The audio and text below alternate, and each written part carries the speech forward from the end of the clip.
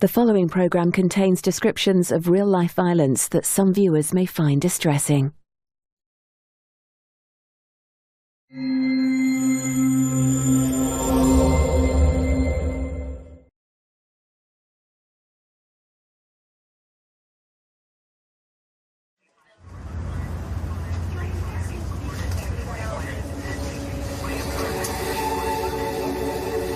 Unless it's happened to you or someone you know, you really, really struggle to take all this in. You're thinking, did that really just happen? Did someone just try and kill me? I've gone from married, dreams coming, everything, in a split second, I'm fighting for my life. This is where you go into a shock. You try and think about someone's mentality to do this to another human being. I think it's monstrous.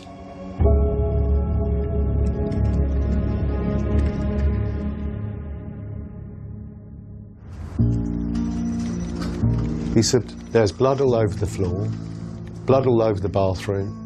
The logical person would dial 999. The fact that Richard then took another day to phone the police, it beggars belief. When I met Richard Thompson with his huge facial injuries, it was quite clear this case was a runner. But Richard, he had wasted 3 days and allowed the scene to be destroyed. And even when he contacted the police, purely said, I want this logged in case I divorce her. Unbelievable. He was coerced into a hugely controlling relationship, and he didn't see the wood for the trees. As she walked out the door, she turned back and said, you'll never be able to tell anyone what I did to you. Almost like a warning. Do you think that she meant that you would be too embarrassed to tell anyone? There could be that element there. The only thing I find embarrassing, that I was suckered into this. Being suckered into laying on a floor is pretty horrendous. It's trust. That's the only way I got myself into that situation. We've got this whole issue of the male ego. Richard was embarrassed to admit what he'd been through.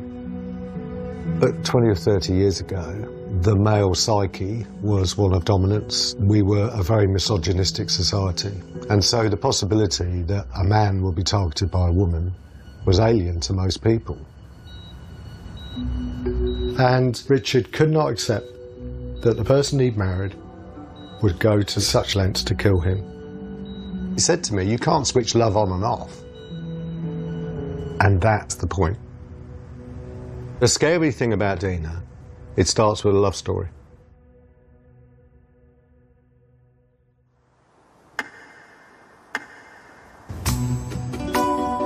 I was like a modern-day globetrotter. Financially wise, I was comfortable. But what I didn't realise is that longer and longer I was working abroad, my social network was just getting smaller and smaller. What did you do?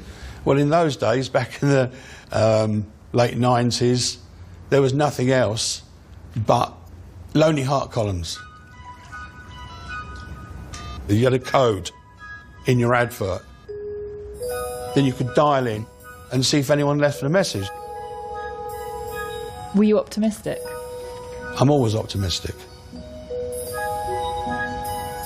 I thought, oh, yeah, she sounds nice. We'll meet up. She was very bubbly, extrovert. I'm an extrovert, confident, and these are things that I found attractive. Dina said, oh, I'm off to Florida in a couple of months. I go fishing in Florida. Would you like to join me? My hobby all my life has been fishing. I jumped at the chance. The stuff I was catching in the English Channel, they class as bait out there. And that's when Dina put her first hook in me.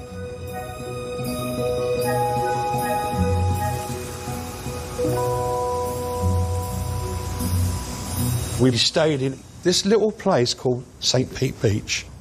She knew the layout of the place. She knew restaurants. Even the Americans called it paradise.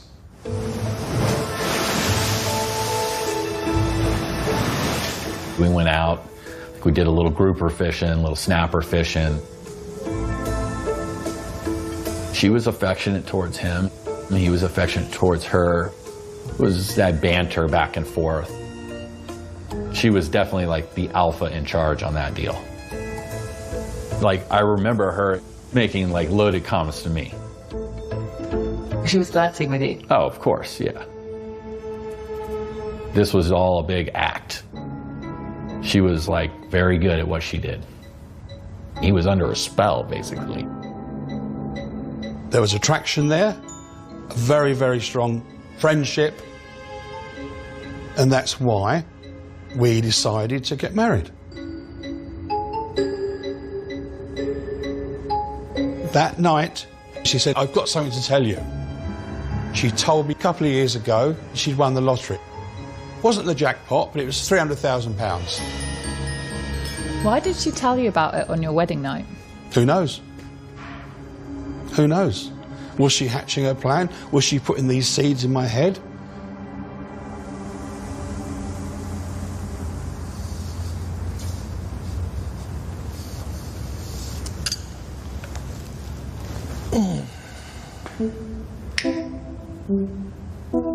When I sit down and think about it, it's really clear that Dina had an agenda from the very beginning out to scam him,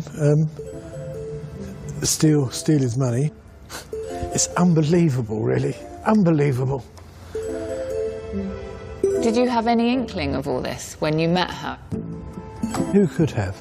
That she was a thief, a fraudster and a murderer. I did find a few things strange.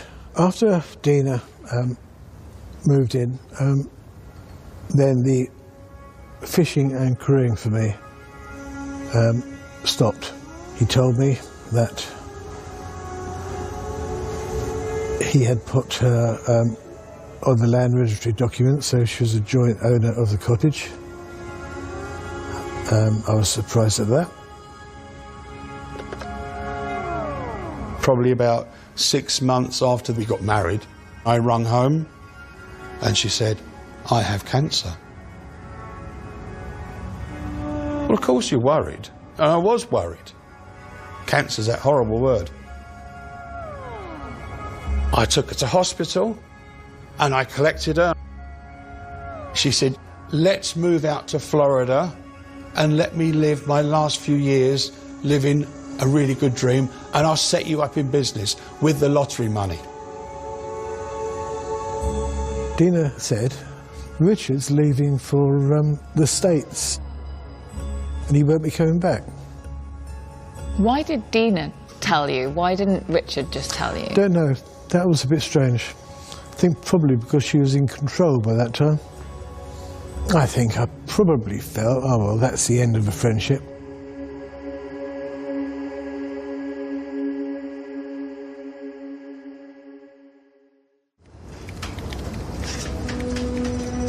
Although Richard didn't want to press charges, his injuries were so severe we were able to get a warrant for Dina's arrest.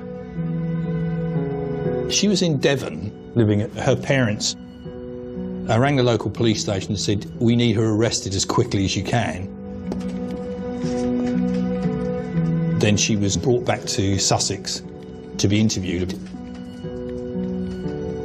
I first met Dina when she had been arrested for the attempted murder of Richard Thompson. I gave her a look to say, "I know what you've done and I'm going to put you away." And then something really strange happened. I remember it vividly. She gave me the look. I got the Dina look. She has this really alluring look that entices men in. It didn't work with me, but it wasn't lost on me that she did it to me in the most bizarre of circumstances while she was under arrest for attempted murder. I think that demonstrates to me just how dangerous she is. At that point, the pressure was on to get the evidence together to keep her in custody. But we're way behind. We'd lost 2 to 3 days because Richard had waited so long to report the incident. Because he still loved her. And as he said to me, I've been in love with this woman for nearly a year. She's my wife. She may have done wrong, but I believe in my wedding vows. I said to him, if you don't help us, Richard, I'm going to carry on with this anyway. Luckily, Richard did come to his senses, and we went for the prosecution. You're piecing it all together in your mind. I'm concussed, basically. Eventually, the reality does set in, and you realise how horrific this was and how worse it could have been. Suppose she stabbed me through the throat. Suppose she'd hit me in the jugular, because it's only a few inches away. The detectives were great. They came, they said, we believe you. And there was a lot to explain. The day after the attack, at 8:30, knock at the door.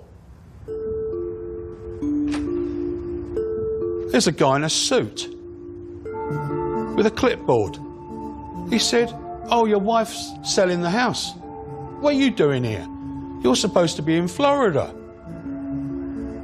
Richard had signed over his last will and testament to Dina. He'd signed over a power of attorney to her. Richard said he was going to sell his house and take everything. He went to his bank accounts. All the money was gone. The £30,000 of my pension payment, £12,000 on the American Express, the £5,000 cheque. She knew exactly what she was going to do. And she explained how I wasn't going to be there. There's your premeditation. Had she achieved killing me, how she was going to dispose of me, who knows?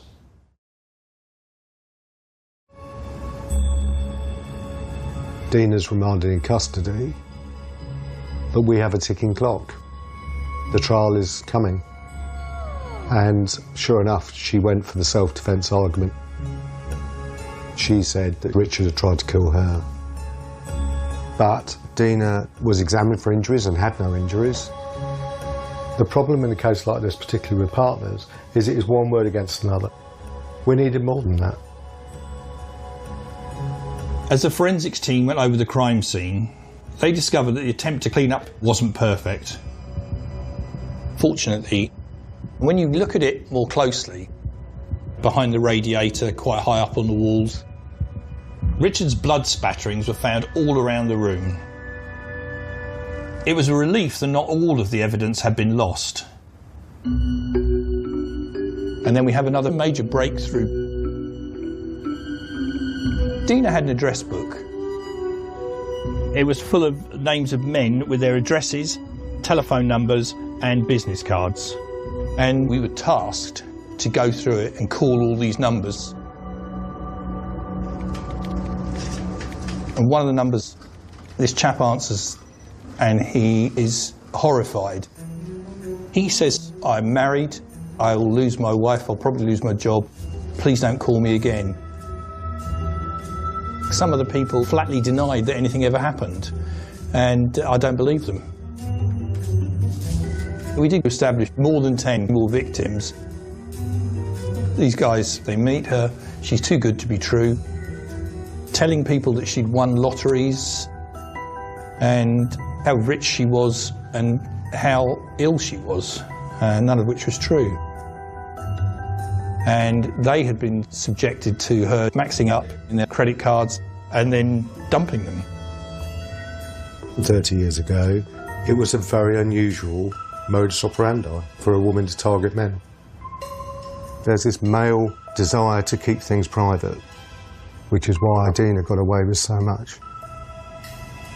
We established patterns of behaviour with these men. There may have been different lies, there may have been different backgrounds to the men and to the stories, but there was always the American dream. The American dream was all about moving to a beautiful place and live happily ever after. Dina was promising Lee that he would be going to America with her, and Julian was going to do fishing trips and work for the Tampa Tribune. Richard thought he was going off to do this job in Florida once his green card had come. And this is a theme that runs through all her other victims as well. But why she was so obsessed with Florida, I don't think I've ever really established. What was also very clear was that there was a lot of sex, and the sex was very adventurous. It became apparent it was part of the coercive game. She would phone me randomly, say she's into, oh gosh, like she's into bondage and whips, and I'm laughing because maybe it's just like knowing that I'm a bit blinking strange and prudish. I can't say that if you walked into a room and you saw her that you'd go, oh, well, she's very attractive. I still feel very much that her attraction would be her attitude maybe to sex. One thing we never saw with Dina is any form of sympathy or empathy. We never found a natural, healthy relationship with a man or a woman in her life. And that, I think, speaks volumes about the psychology of her mind. The mother wouldn't speak to us at all, and the father was very anti-police, which I found staggering because the father was a prison officer. And this suggested a warped mentality, which I think rubbed off on her. She never really talked about her childhood, but she spoke about gymnastics and going abroad with her father. She never mentioned her mother at all. It was always Dad this or Dad did that. Just seemed like if anything was going wrong, he would be the person that would sort it out. But like when she talked about the gymnastics and things like that, something just doesn't seem right. As more and more evidence came to light, you figure it out. When the police did a very thorough search of the cottage, they found a tin. It was full of photographs of this other guy, Julian Webb. No idea, never heard of this person.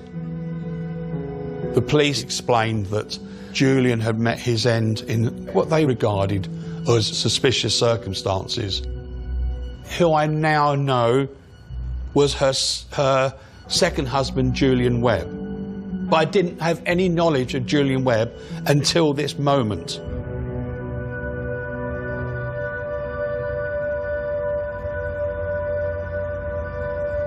In some respects, your memories of people still live. I think it's counterproductive to get sort of mawkish and morbid. It really is. It doesn't help anybody.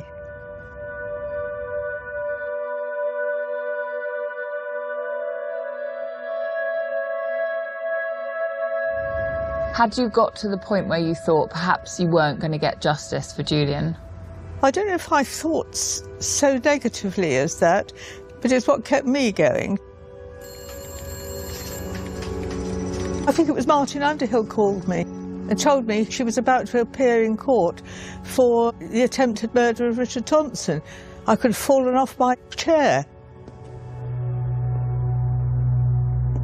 Having seemingly got away with murder once, here she was having another go.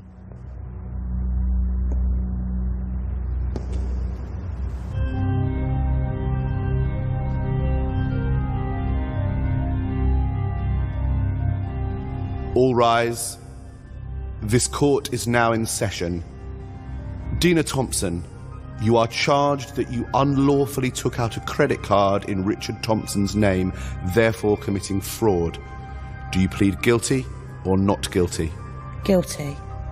You are charged that you did unlawfully attack Mr. Thompson with a baseball bat and that you stabbed him with a knife, therefore committing attempted murder.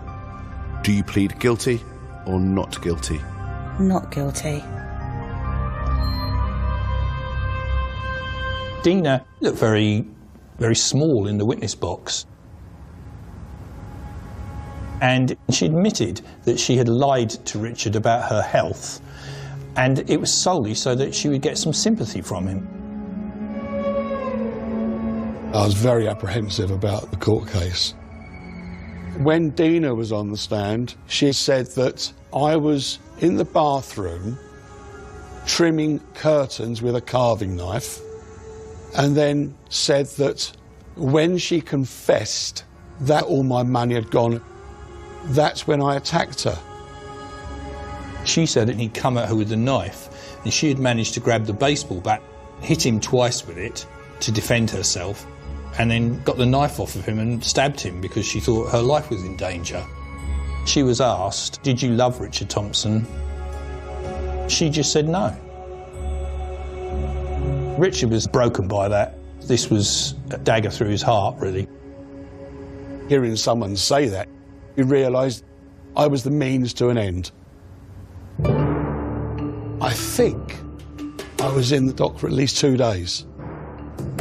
They were trying to convince the jury I was the aggressor. I was totally frustrated with the ridiculous questions I was asked. In court, he would sit there, and if he didn't like what he was hearing, he would slap his hands down. Ah! I said to him, "The jury are watching your every move, Richard." Her mother and father gave evidence on her behalf. I don't think either of them think that Dina could do anything wrong, which seems astonishing to me, really. Of course, Julian couldn't be mentioned to the jury, but I was confident in the evidence. We had all of the motives that we knew about, the coerciveness towards Richard. It was a slam dunk for me. They came back in and asked to hear the original call from Richard Thompson to the police. Richard Thompson phoned up to say, "My wife tried to kill me. I just want it logged in case I seek a divorce." So that's what seemed to create a question of doubt for the jury. The Black Widow, as she's become known, stood trial for the attempted murder of Richard Thompson. Mrs. Thompson had denied that she tried to kill her husband. After stabbing and beating him with a baseball bat, she was acquitted of attempted murder. The jury accepted that she had acted in self-defense.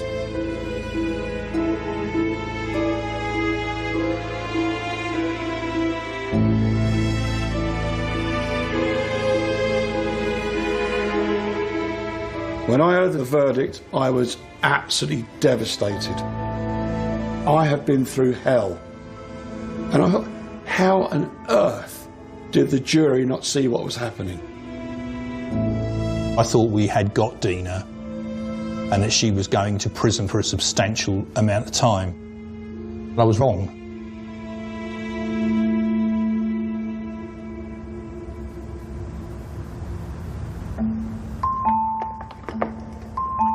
We had to shrug it off and carry on fighting. And that's why on the same day as the acquittal, I announced we were reopening the Julian Webb case. The events portrayed in this trial and the unusual nature of Julian Webb's death means that Sussex Police will re-examine the circumstances of that death. I was determined to stop Dina and get justice for Rosemary Webb. We now knew that Dina was obsessed with insulin. We'd heard from 5 other men that they'd been injected with insulin. If you inject someone with insulin, you will cause shaking, you'll be disoriented, your temperature will rise, and if it's enough insulin, you will die. And the theory I came up with is that Dina had used insulin on Julian to incapacitate him, And over several days, she made him ingest aspirin and thiopin.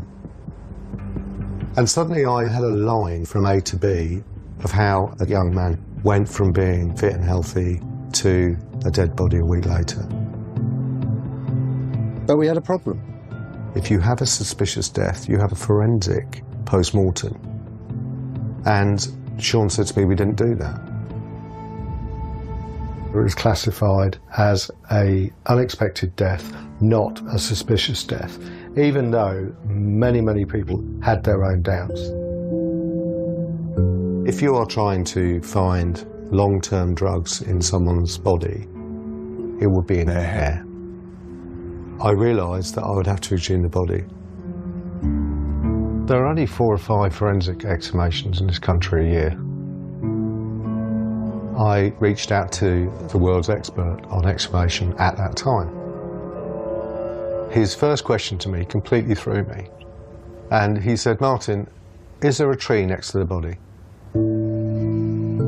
Because the tree roots suck all the water out and save the body decomposing. So of course, straight away, we drove to Hailing Island. We found Julian's plot, and it was right next to an oak tree.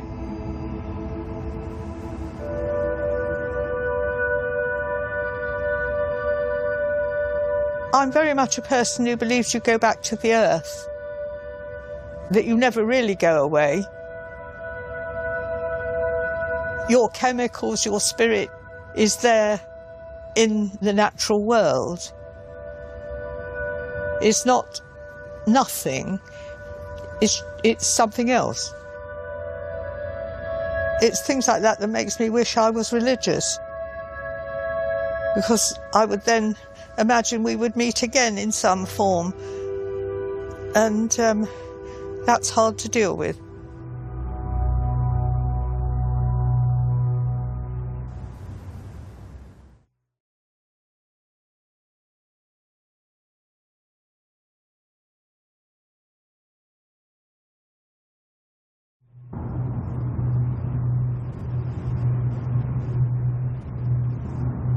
It was a really daunting experience. Each 6 inches you go down, you have to take soil samples because bodies do leak fluid and they do leak poison. After about 2 hours, we got to the coffin. That was heavy duty. We were lucky. 96, 97% of his body was intact. Very little of it had decomposed. But if we didn't get anything back from the post-mortem, in the case, it would be closed.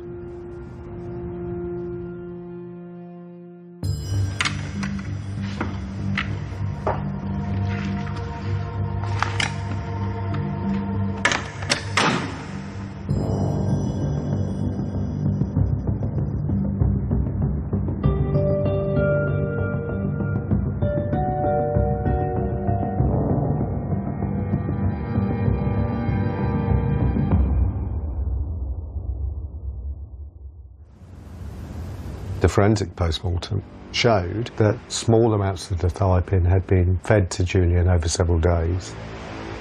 It was enough to question whether Dina had killed Julian Webb. I remember punching the air. I was absolutely over the moon. But the thiopin tastes very bitter. How did Dina get Julian to take the thiopin without knowing? To prove she did it, I needed the answer to that question. But the results from the scientists came in the late summer of 2000. On the 1st of July 2000, Sussex Police started investigating the biggest murder inquiry it had ever launched, which was the Sarah Payne case. We had to catch and lock up the person who'd abducted and killed this little girl. And so we're going to have to park this. But it was really frustrating. I just started getting into the swing with this case, but I knew I would go back to it.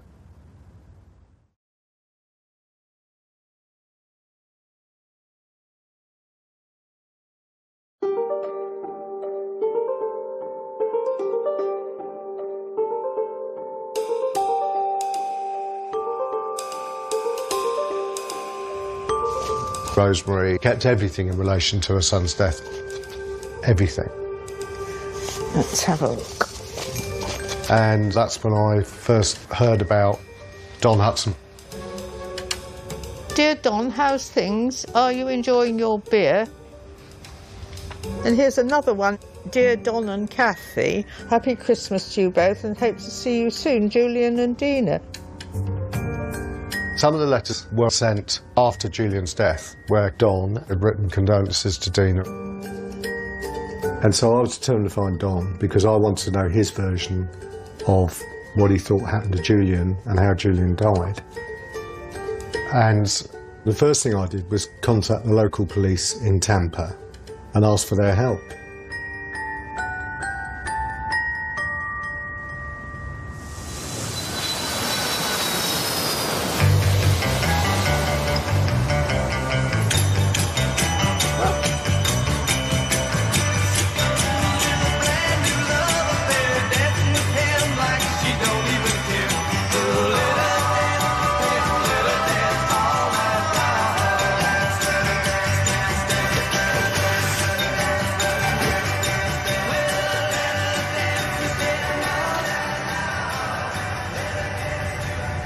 I got a message that I needed to speak to some British detectives, English bobbies. They got an accent, you know. Hello, JD. Could you be of some service, possibly? Yes, sir. Yeah, I can help you out, brother. What you got?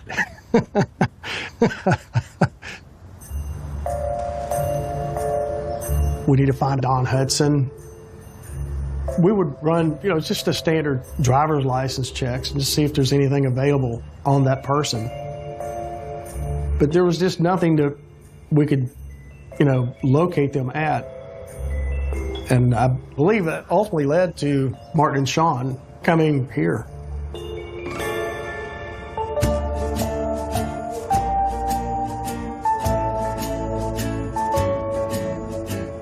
As soon as we landed... I think we were probably curiosities. Yeah, we were. They loved the accent.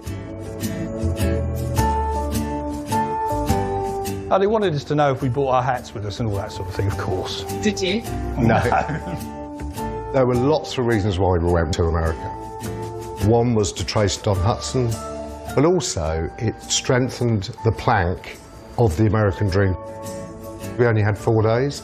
So we immersed ourselves in the fishing community of southeast Florida.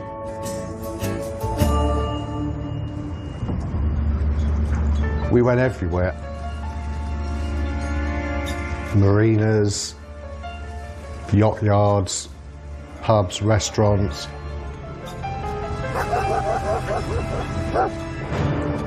We spent 3 days looking for him and our time was running out. We were flying home in 2 days. We really wanted to find Don Hudson because I knew he was a personal friend of Julian's and we had a really strong clue that he had spoken to Dina after the death. So I decided to use the media.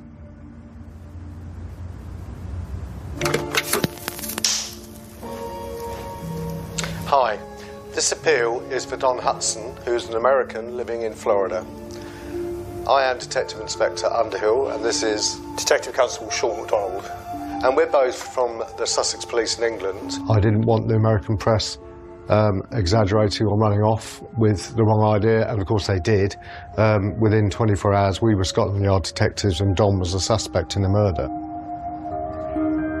Within a day, Don Hudson contacted me. The dude was pissed that his name was associated with a police investigation. He was incredibly angry. Yeah, how dare you come over to this country and tell everyone that I'm a murder suspect, you've ruined my life. I got him to agree for me to go and see him at this huge outdoor hunting lodge. There was lots of taxidermy animals there. You know, 6-foot-tall bear. There was an alligator. The whole thing was gun-centric, man-centric. When I met him there, he was incredibly hostile. He gave me both barrels. Said, look, this has just completely been exaggerated beyond all belief. Slowly we brought him down, and then he started talking. He told us the story that Don and Julian had met through fishing. They corresponded together, they spoke on the phone. He said the last time he spoke to Dina was a couple of days after Julian had died. Dina called Don and said, "Sorry, Julian's dead." She said, "He had a really hot curry.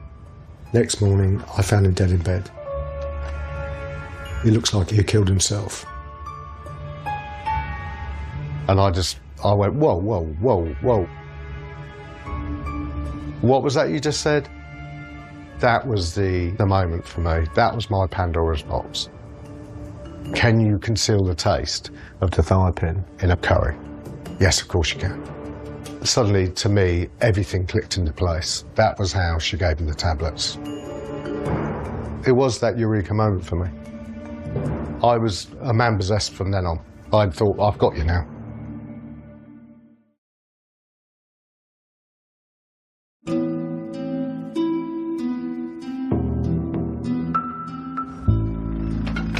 Dina Holmes arrived at Crawley Police Station in West Sussex just before 10 o'clock this morning.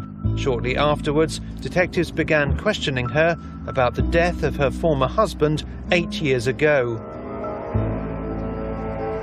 Dina was arrested, but wouldn't speak to us.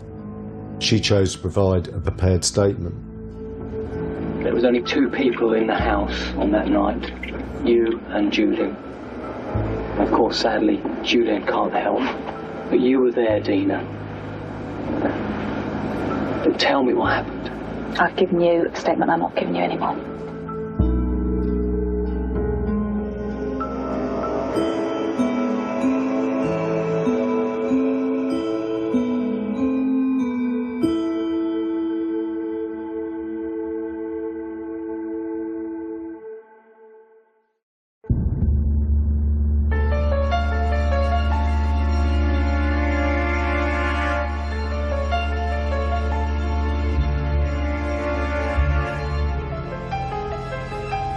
In this case, it was undeniable that she was a liar.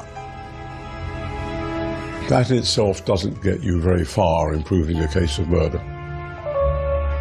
We had put together a lot of strands of evidence about Dina's extraordinary, I would say, deformed personality, about her dishonesty, her motives, and about her very curious conduct in the period up to Julian's death and immediately after.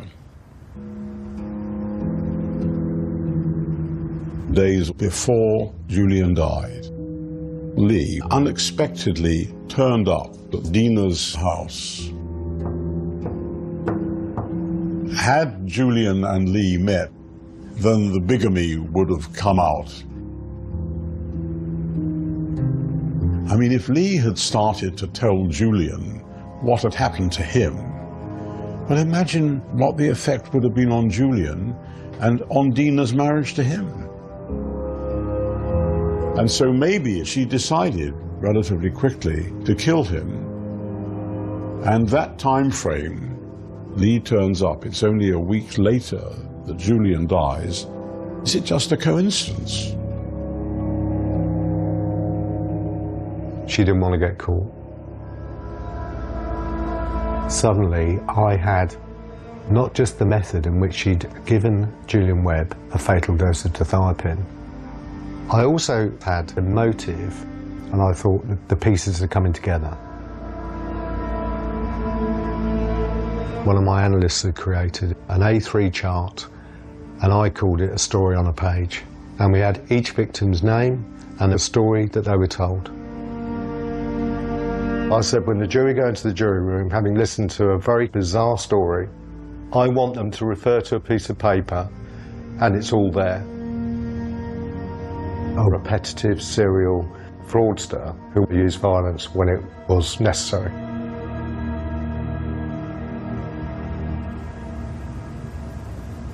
It was back to the thrill of the chase again. You were excited? Well, I suppose, anticipation, but I think mostly thankfulness that something had been recognised at last. I think that was the overwhelming feeling. Couldn't contemplate that the perpetrator would get away with it.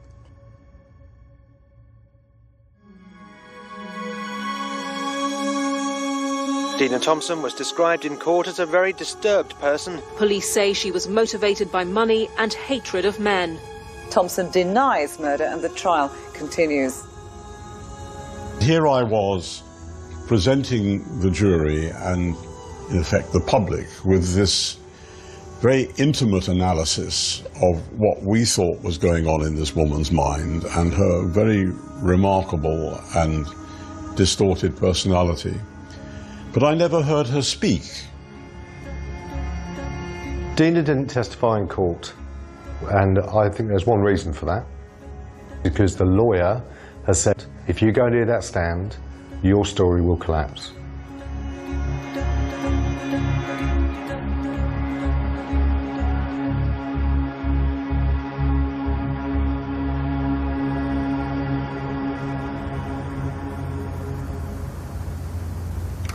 A woman's been jailed for life for murdering her second husband by poisoning his curry on his 31st birthday. Curry. Poison in curry. Sentencing Dina Thompson to life imprisonment, the judge, Michael Hyam, told her nothing could excuse you for the wickedness of what you did. Dina Thompson is tonight beginning a life sentence for murder. She is dishonest, untruthful, manipulative, deceitful and scheming. We got there.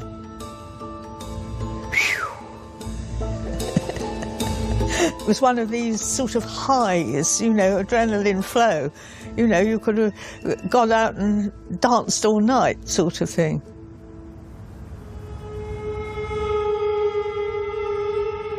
It's still really hard to believe that I know that person. You know, if someone goes, what does a murderer look like? Well, not Dina. I remember there would be moments where if you thought something, she'll be reminiscing the same thought. And that's where I thought we were going, as one. It makes me sick now, actually, when I think about it. Because to me, that was a wasted life with her. She's paid for her crimes, but she hasn't paid for her crime against me.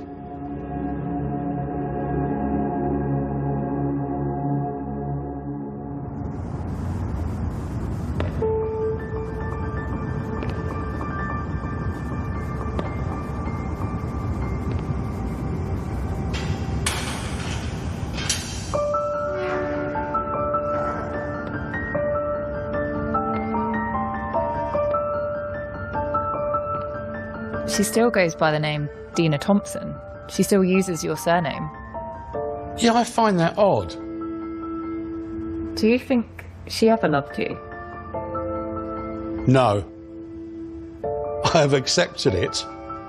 A hard acceptance. But I had no choice. I had to accept this and move on.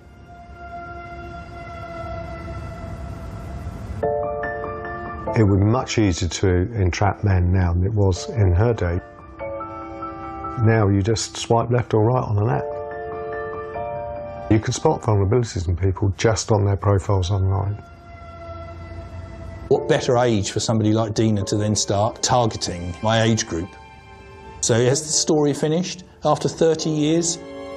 We'll wait and see what the next chapter says. Would she do it again? Yes, I'm sure she would. I don't think she can help herself.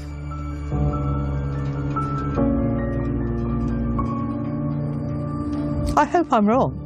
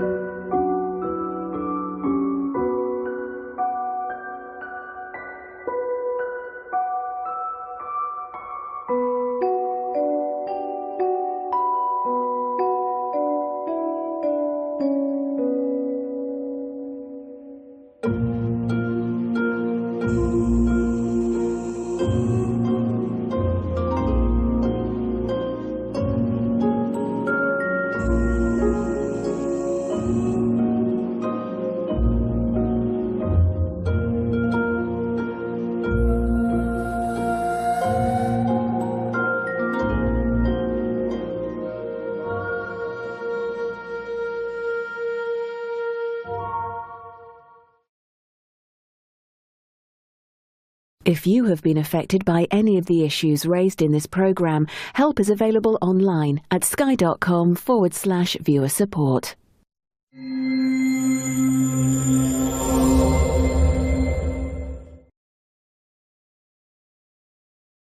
This programme contains depictions of violence. Please be aware that this programme also contains themes of suicide.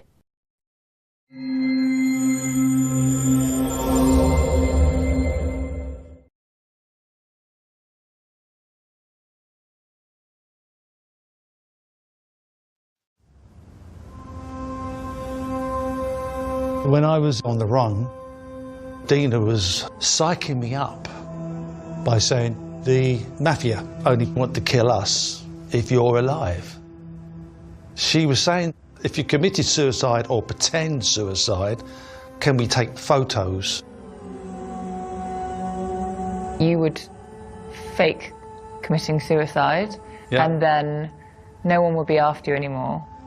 There'd be a new identity for me to pick up because Lee Wyatt has killed himself. There's a special hangman's noose. You put it over your shoulders and arms, and you've got to be a very good actor to sort of make the disguise.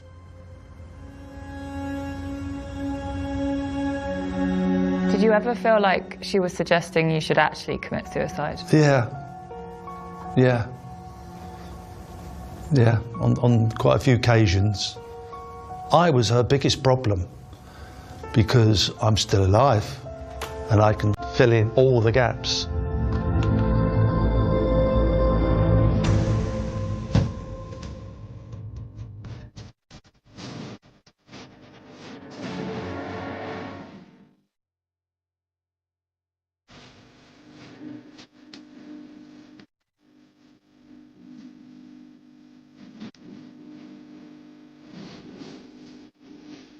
You better stop the things you do.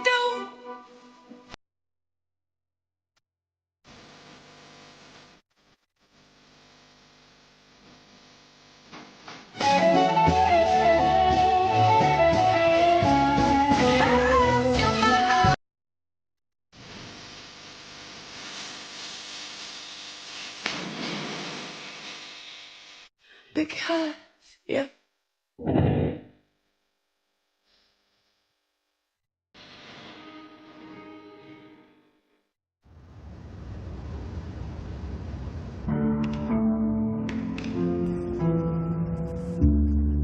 I remember I was sitting in my office and someone called Sean McDonald, who was a DC that I'd never met, walked in and he said, I've done some profiling of you and you worked on a lot of murders. And I said, I have. He said, I think you're pretty good at murder. I said, well, thank you. And he started talking about someone called Julian Webb. A few years earlier, Julian had unexpectedly died.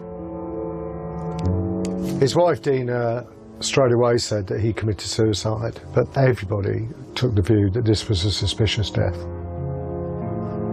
Sean and a lot of the officers felt that there was far more to this, and Sean gave me the files in the hope that I could further that view.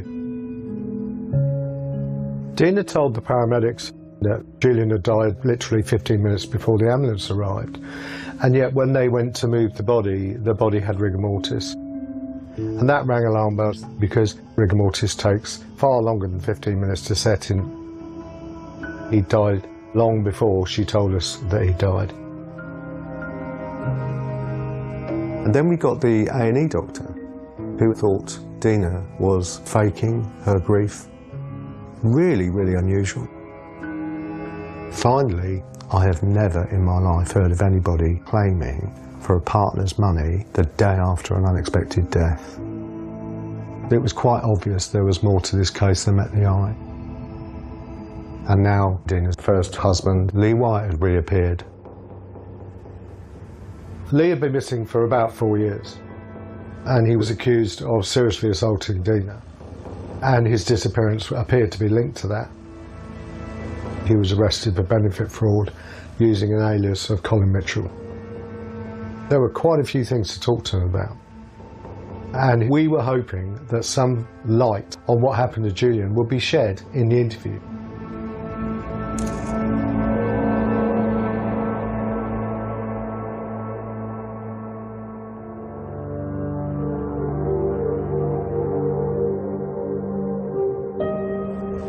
I've been living alone for 4 years on the run. Dina was living with Julian. And there I was, moving from place to place and sometimes living rough, really rough. And I was desperate and broken. I didn't tell anyone about the mafia because they'd think I'd mad. So that's the sort of thing you have to keep quiet. Told no one nothing.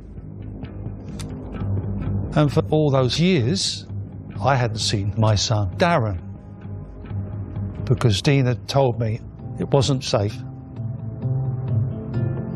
I'd lost all perspective on truth and what was lies. I got the impression she's trying to make me mad. I was probably bordering on that non-sanity thing simply because what I've gone through. I made these dozens of little notes.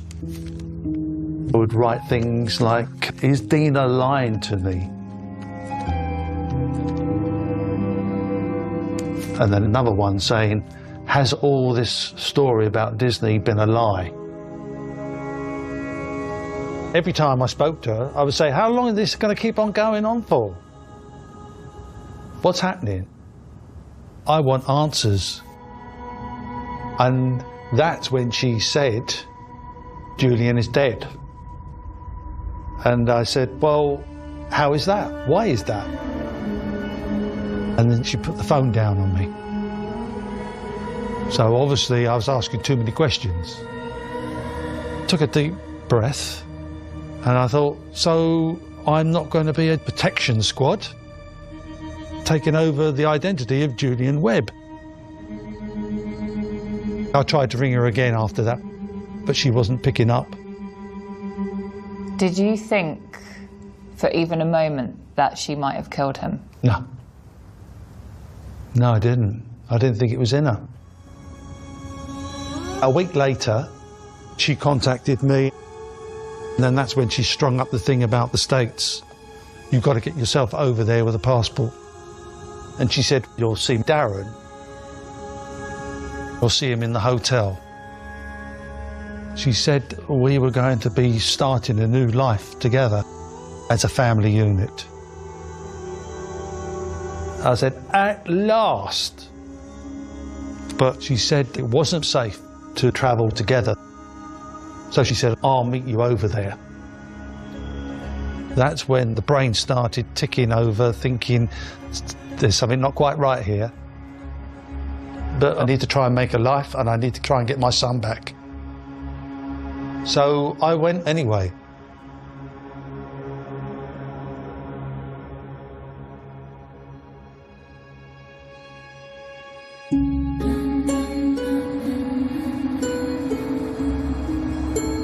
She came into the hotel room, and I'm thinking now we can have an embrace together.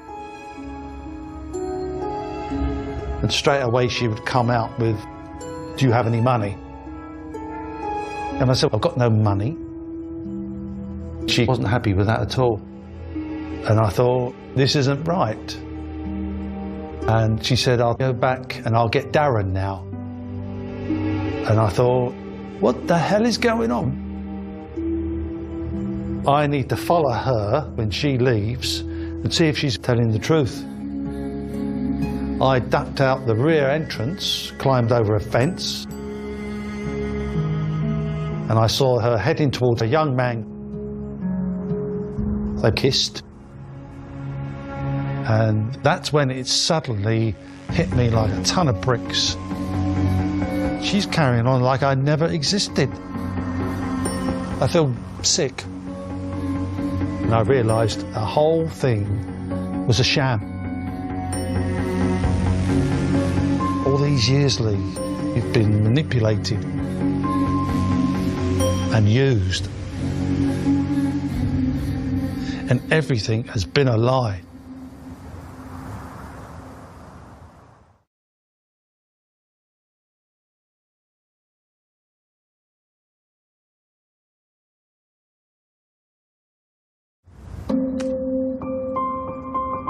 I was thinking, I need to see the parents. I need to ask them questions. I've got no money. So I signed on at the job centre. You signed on as? As Colin Mitchell. And then I had a letter saying, can you come into the office? We believe there's something not quite right. And I said, right, game is up. He had been sleeping rough, sleeping in bus shelters. He looked a bit dishevelled, should we say. But, you know, he's not got tattoos on his face or anything like that. He was just a very ordinary sort of looking bloke. We'd suddenly got Lee Wyatt. I couldn't believe it. We knew that Lee and Dina were still married legally when Dina married Julian. And we knew Lee was at the house in Yapton about the time that Julian died. Dina accused Lee of stealing money, of breaking into her house, of assault, and we had this awful allegation of sexual assault against him. These are serious allegations. He would easily be facing 5 years or more in prison. As soon as the door shut, I was frightened. I was shaking. I thought, well, what story do I tell? I did what I did because I thought I needed to save the lives of my son and Dina, but whether or not they would believe me, I don't know. And I said, we're going to go through this from start to finish. So let's start at the beginning and take me through it.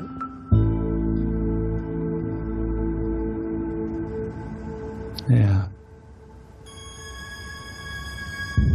86, and that was probably the very start of it all.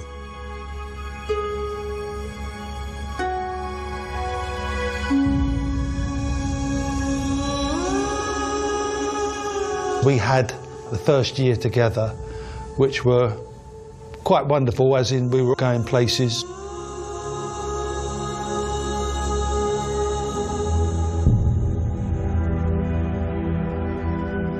And then Dina was pregnant. She said, this isn't right, this is uncomfortable. And the medical staff declared that the baby was dead. How many weeks pregnant was she? Oh, about 36 weeks. So it's like, you know, full term. Dina had to go through the motions of birth. Such was the exhaustion of doing it, Dina's heart stopped. I heard what we call the death throttle. The sister then ran out to get the machine to give her a shock. And I was shouting, don't do this to me. We've got a life together. We whacked her in the heart.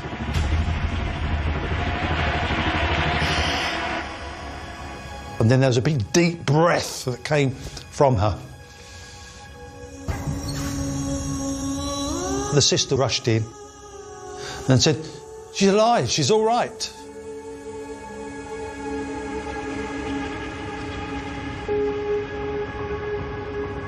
The baby came out. And I remember saying, it is our child, our baby, just to say goodbye to it. The name was Louise Amanda Wyatt, and that would be my initials. So it was a part of me dying with her. Yeah. I wanted to pick up the baby, and she wouldn't allow it.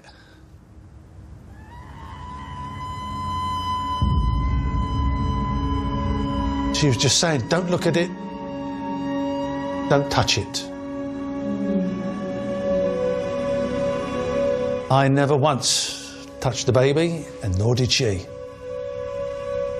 And I didn't touch Louise because I didn't want to upset Dina. Did something change that day? Yeah.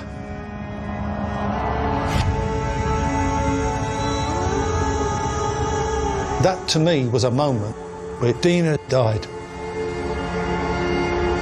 And I honestly to God think Dina came back as truly another person.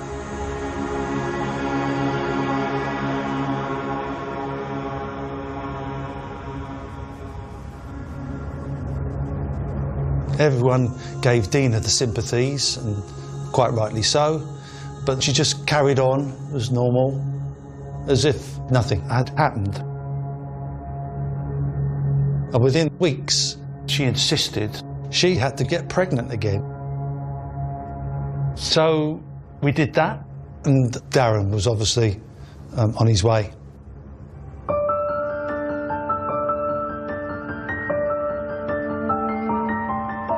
Darren, he was £6'7" when he was born. But it took 5 days for him before he could come out, because he became a blue baby. So he got put into an oxygen box tank. And I'm thinking, I can't believe this is happening again. From that point onwards, I became fearful that I was going to lose him too. I think what Lee went through made him feel vulnerable. Do you think that Darren was used as a way of controlling Lee? Oh, yeah. In that sort of situation. It's currency. How soon after Darren was born did Dina tell you about the mafia?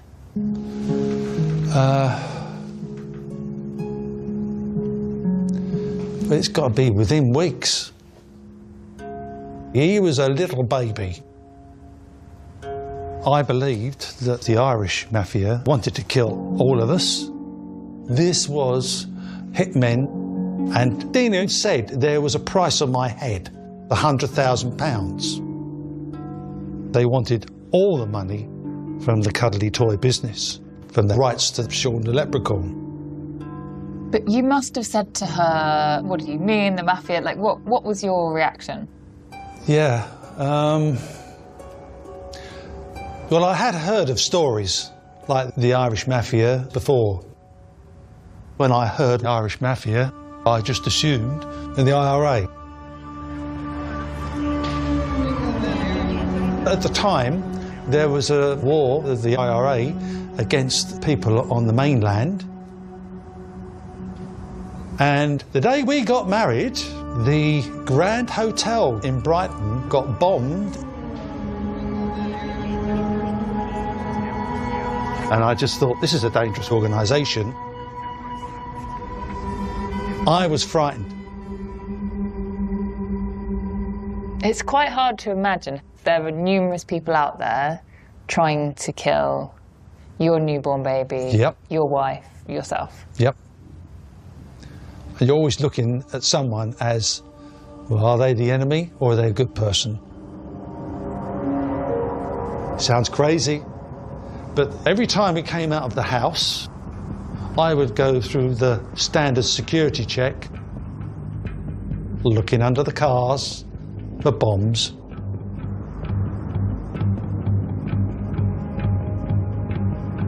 I kept track of the number plates in the back of the rearview mirror. I would write it down on a little notepad to see if I had the same number plate following me. Every time we went out, I did fear for our lives every hour of every day. It's such a crazy story. It's extremely hard to believe, but you validate a lot of what he said happened. Yeah. How do you manage to isolate somebody that effectively, and where does the drive come from to want to do that to another human being? But by that point, he is completely controlled by Dina. And we had no idea. Dina struck me as being a very well-balanced, perfectly normal human being. Dina was contacting my Auntie Jean with phone calls. Very, very odd visit without Lee. And there was the constant blaming of Lee being the one that didn't want anything to do with his mother or the family, and she was the innocent one doing her best to communicate. When you're only given one side of the information, what do you believe? There was no reason not to believe her at all. Dina had said that my mother and family had been infiltrated by the mafia, and that's why contact ceased from me. And I believed her. Within 2 years, I'd lost my grandfather, my father, and then I had the stillborn of Louise. And together with her bringing up these stories of all the mafia, that was just juggling about in my brain. Perhaps I was having a mental breakdown, not just that particular minute, that week, but just gradually building up. Lee I saw as being a strong, well-adjusted person. Successful, knew his own mind, knew what he wanted out of life, and he absolutely got torn apart by somebody's manipulation.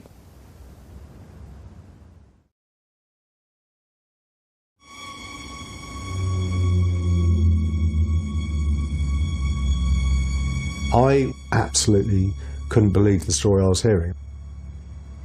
You think this can't have happened? You have to unravel all the stories that are there, and they're so intertwined and so difficult to unravel. I thought, well, are they against me or are they with me? I had a lot to tell them. I'm the victim of her lies.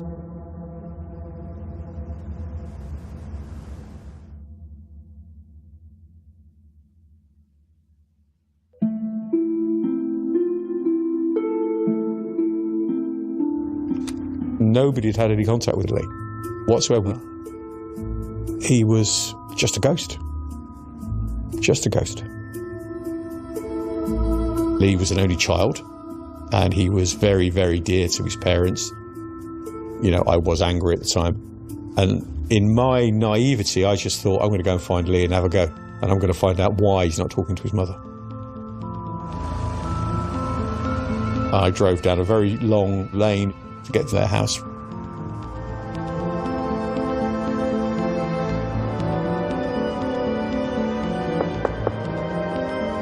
And nobody was more surprised than Dina when she opened that door and I was stood there.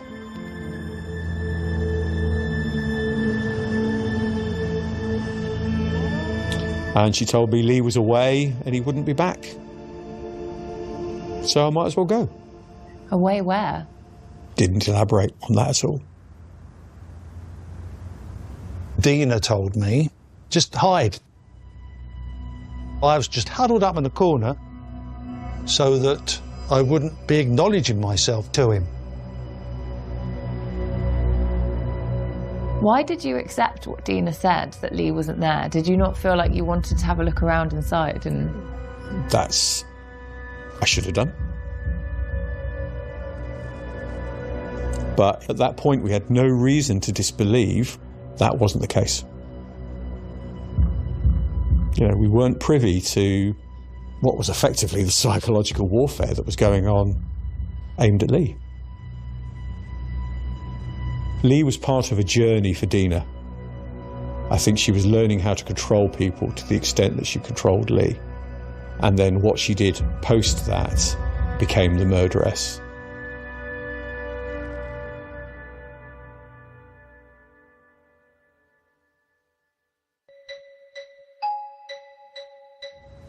By then, Dina didn't really talk about Lee. I guess I didn't really ask. I knew that Lee had assaulted her, but I didn't know anything else. Lee was definitely out of the picture. And all of a sudden, she's talking about someone called Julian. Suddenly, she was Julian's partner. I think this one day, I remember being in the front room. I look out the window, and it's Dina, and this person walking down. Hello, this is Julian. Oh, hello, pleased to meet you. It kind of didn't make sense. But it wasn't like, she didn't say, oh, I'm having an affair, which should, you know, that's what would be classed at in theory. And it was like, suddenly they were married. I've never seen two people that would be so different. But it was very much, to me, that she was in charge. Her father said, Dina's just married. Some chap. And I said, what do you mean married? Well, married. She can't marry. I'm married. There's no divorce. She'd told her parents that we were in the proceeds of divorcing one another, but it wasn't true. She married him bigously. She actually put on the marriage certificate, spinster. At the time, I thought it was just part of this plan to protect us. A week before Dina married Julian, she said to me, you have to be on the run without us. And she told me I couldn't stay as Lee Wyatt. I had to have another identity. It felt like I was an undercover operative. So I'd read a couple of books. There was the Day of the Jackal, I think it was. This guy was going through the French countryside, killing all manner of people, taking cars and money. So I pulled out a map of the UK and I quite literally hovered my arm and a finger and a pencil around this. I spun myself in a circle to make myself giddy, and the first bit I hit was Newquay. Wasn't quite on Newquay. It was near Newquay.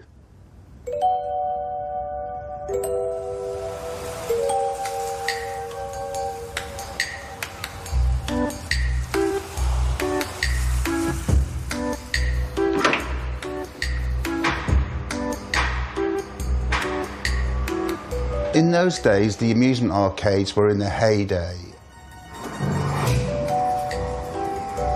So it would be pushers and things like that.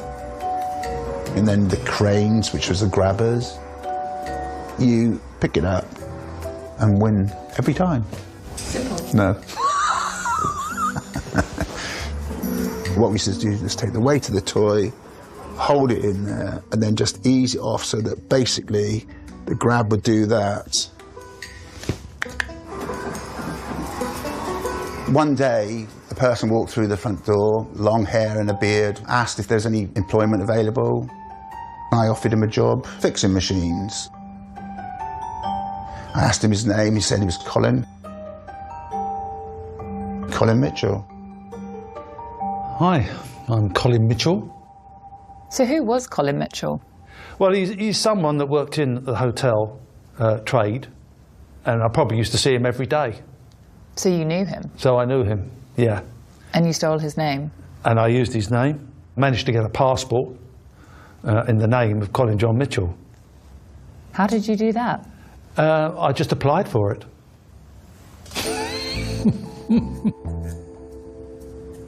It's funny because there was a film on called The Fugitive. And I saw that at the cinema. And I thought, God, is that me? I'm not going to be jumping off of rivers and helicopters and stuff like that. But that's how I felt. And I'd say, Colin, can you do this? Basically, you wouldn't answer to Colin. Now I know why, yes. Yeah, because he wasn't called Colin.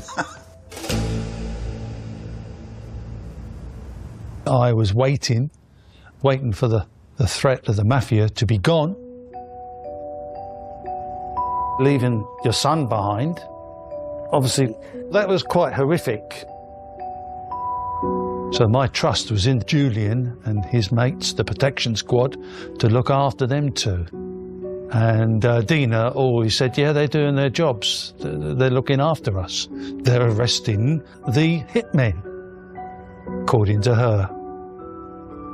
Well, it turns out Julian became a stepfather sort of thing as a substitute dad. He probably behaved quite well to him. But I'm not to know that because no one ever told me anything.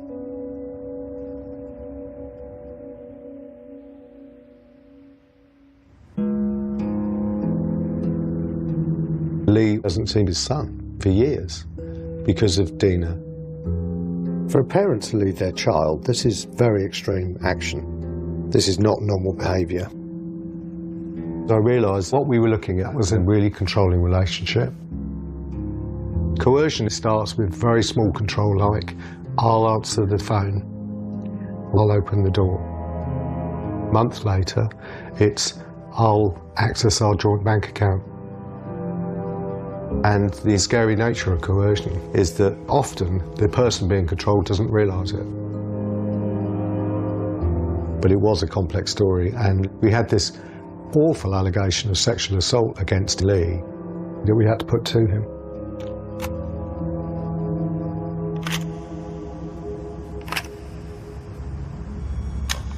Roses are red, violence is black, you need our shotgun as a payback.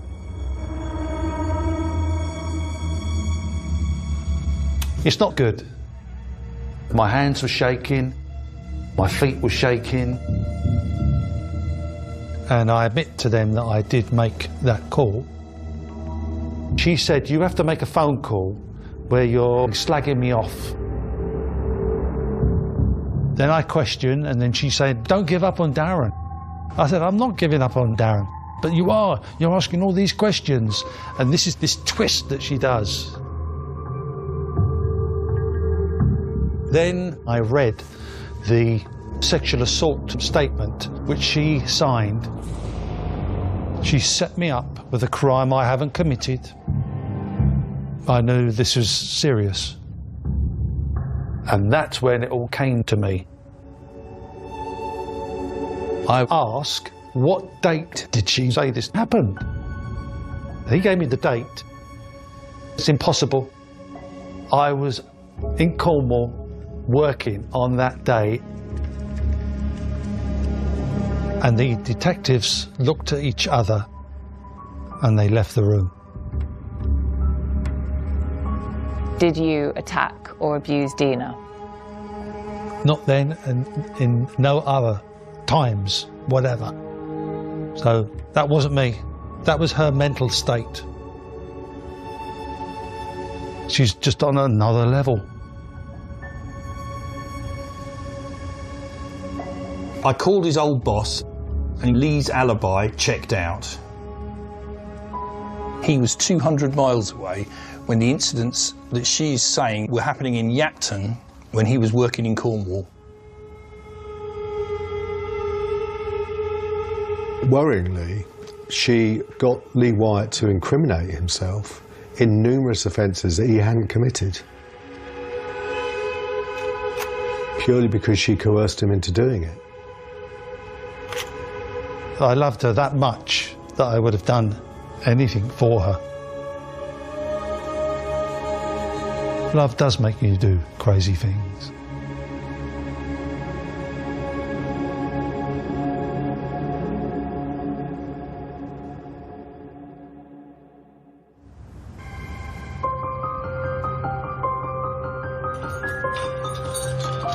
This had all been fabricated by Dina.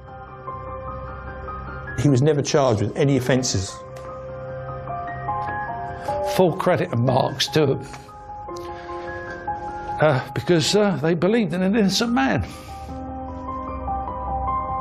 I'd never heard of a case as extreme as Lee Wyatt. It was mind-numbing what she did to him. By the end of the interview, I don't think any of us thought that he was in any way connected to the death of Julian Webb. The way Dina set up Lee Wyatt Took a lot of intelligence, took a lot of thought, a lot of planning, premeditation. But we couldn't charge Dina with anything, because at that time, coercive control wasn't a crime. She got away with it, and the damage caused was horrendous.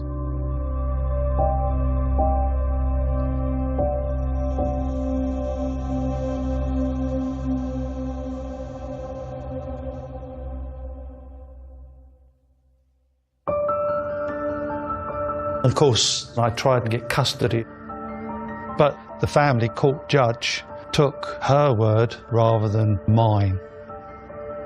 What she's done isn't against the law, and the police would not help. It's like a civil matter rather than a law enforcement thing. I think Darren has always lived with his grandmother, Dina's mother, Margaret. I got the impression he's been taught the father is the devil. So he's been brainwashed. Of course he has. I wanted a life together with my son. But I hadn't seen Darren for 3 or 4 years. When I left, all I could say is, well, Daddy will see you again soon. But I never saw him after that. I remember sending things for his birthday. It was all sent back to me. I've never known what he's done in his life, how he got on at school. Darren is the greatest loss of my life.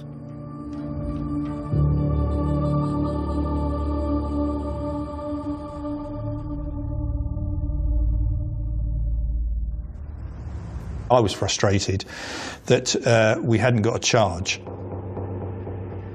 Dina completely destroyed Lee's life, and Julian Webb had been found dead. There is a killer out there, and I was definitely worried. I just knew something else was going to happen.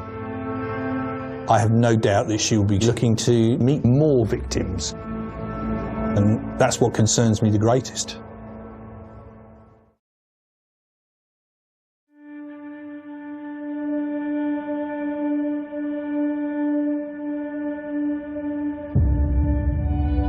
In August of 1995, a man walks into the police station at Worthing and states that he is a victim of Dina as well, and his name is Rob Waite. Dina had mentioned his name several times, blaming him for all kinds of thefts and things, and I thought it was just another made-up name that she'd come up with. But this guy has arrived to tell me he has been coerced to go to America with Dina. And the date that he was there was exactly the same as when Lee met Dina at a hotel. He then followed her back to where she was with a guy. That was Rob Waite. Alarm bells go off straight away. Dina told him that she's dying from cancer and she wanted to go to America for the last 3 months of her life. So he had agreed to take all the money that he could, and they went to Florida. And I sat there open-mouthed. Dina's told Rob the same fabricated story that she'd told Julian. They had ended up doing moonlight flits from these hotels, motels, and taking anything that they could sort of grab before they left because people were after them. And then Rob told us that she administered something to him in the hotel. He felt a sharp pain in his upper thigh. He believed that she was administering insulin. Dina then went back to England and had abandoned him in America. He had no money, no clothes. All he had with him really was his passport and few pennies. And now I'm thinking, could this be what happened to Julian Webb? Was he injected with insulin as well? We're truly shocked by what is going on, that this is her pattern of behaviour. And I realised that we had something much more serious going on here. Now you've got 3 victims. Can you take action? At that point, no, there was nothing else we could do to arrest Dina because we had no proof that she had injected Rob. I kept trying to push people to see if there was anything else because I think everybody had begun to think there may be other victims here. But then the case went quiet.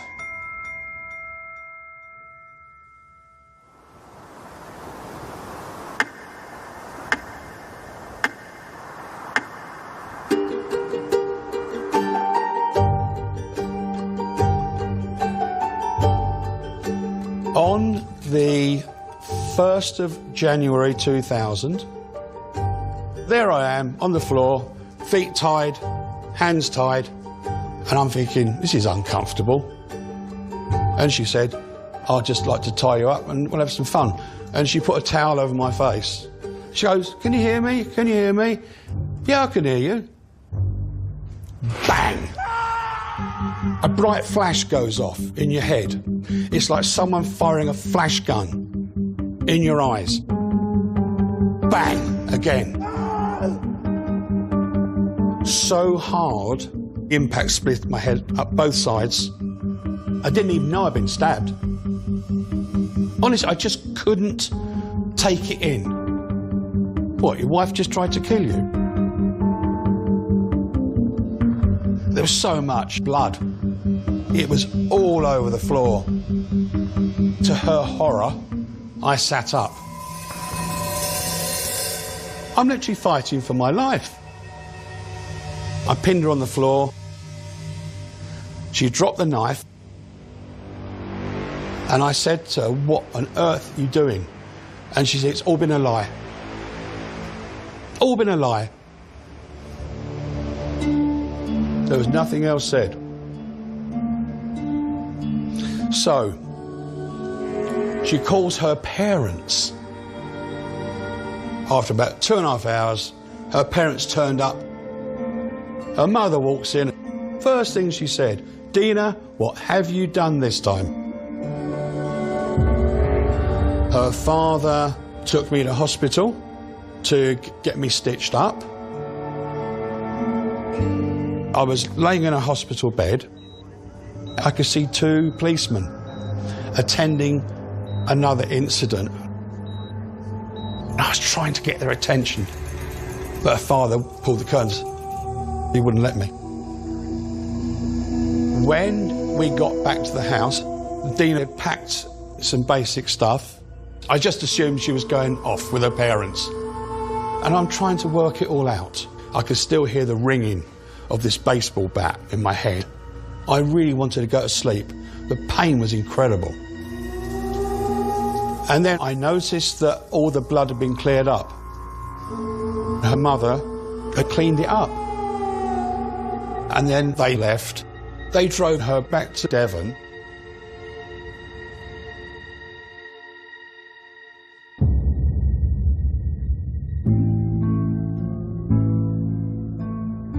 So I'm in the DS's office, tells me to take a seat, and we're going to talk about a job that's been pulled in the day before.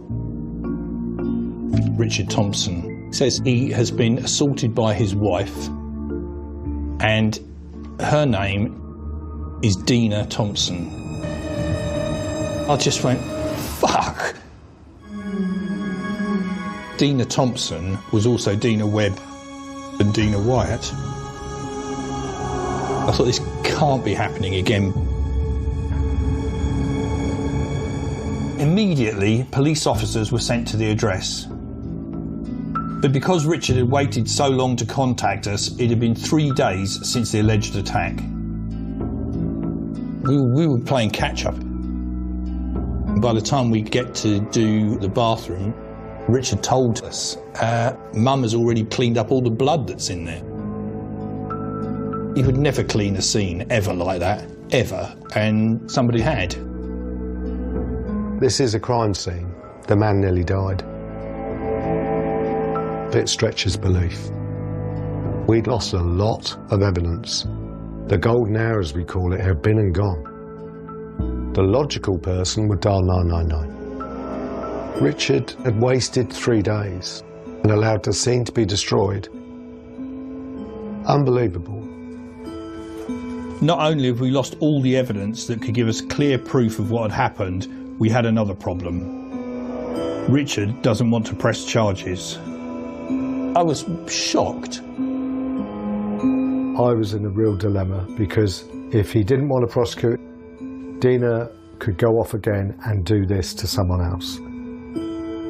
This woman is out there and she could do it again. She's dangerous.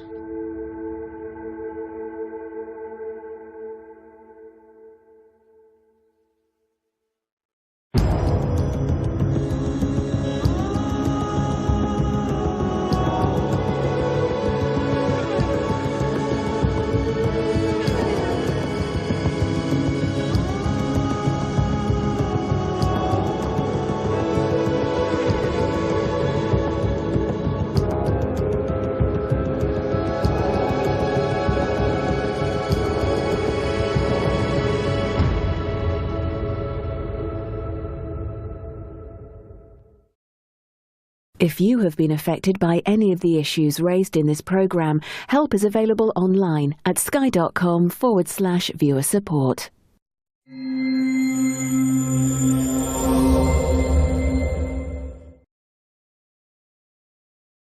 The following programme contains descriptions of sexual violence.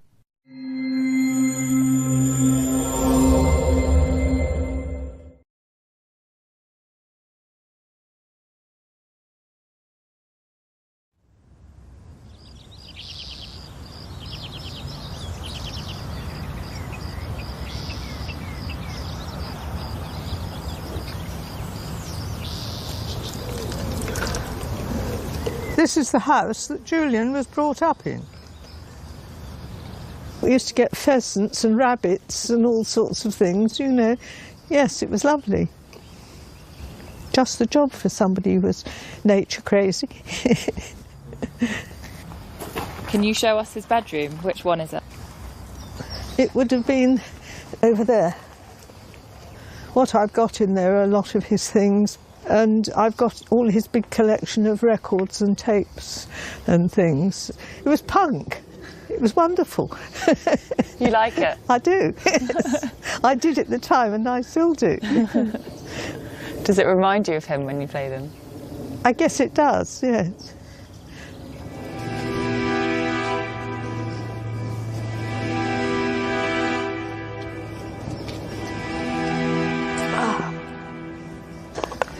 What do you want me to do? Start from the top?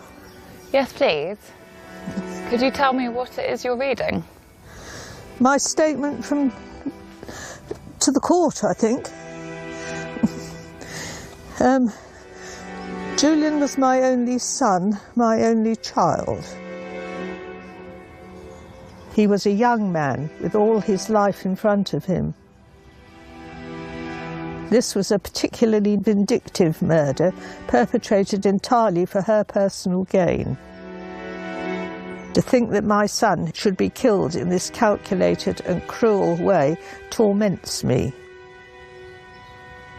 The grief, the pain, and the torment will not go away. The wounds are still open. I miss him so much. I'm devastated.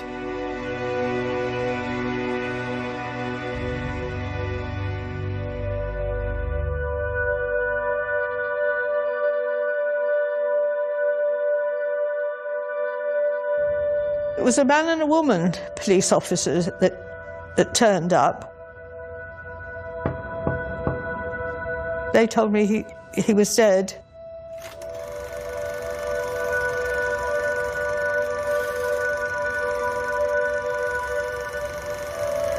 Days passed and I couldn't tell you what I did.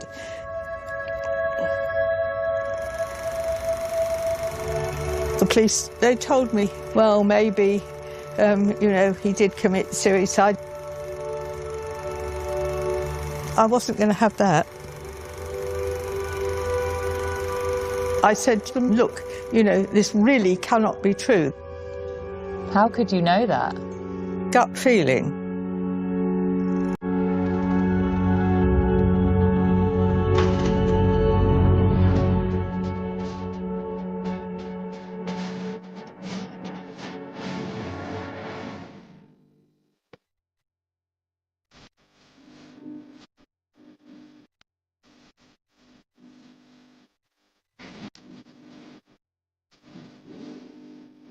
You better stop the things you do.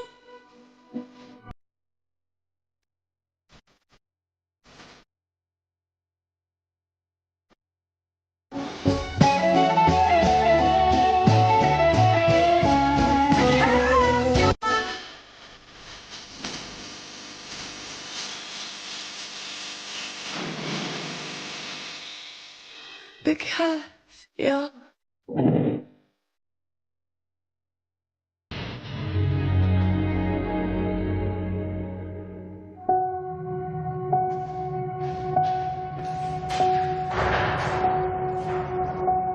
The story of Dina is very complicated,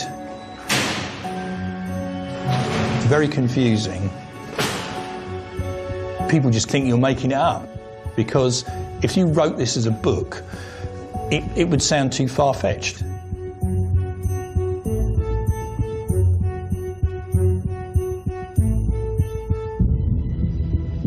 In 1994, on the 4th of July, I went to Dina's house in Douglas Close in Yapton.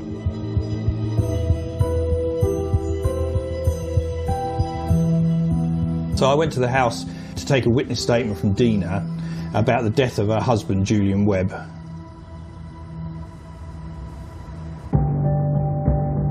A post-mortem was carried out when Julian's body had been brought to the hospital.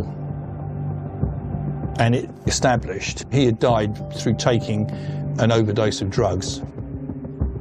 How they had been administered was what we were trying to establish. What were your first impressions of her? Oh, I'd say she was very nice, and she was willing to talk. Her account was that he had committed suicide by taking an overdose. And there was a bottle of spirits, and drugs had been found. She said he was depressed, and he'd been depressed for some time. Did that seem believable to you? Yeah, I've got to be absolutely honest. We didn't disbelieve it. But she didn't seem to be the grieving widow. Or how would you expect somebody to be 4 days after the person that they presumably loved the most in the world had died?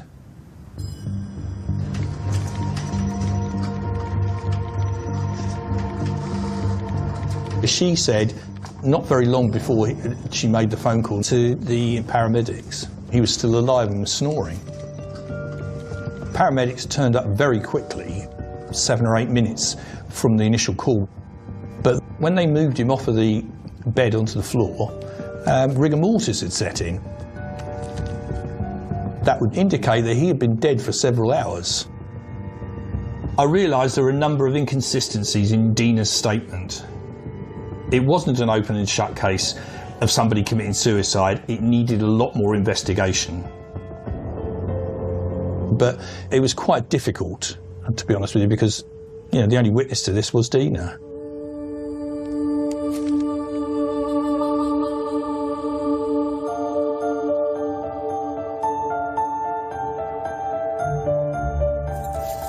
I was basically Julian's snotty-nosed little cousin that used to, come down and annoy him.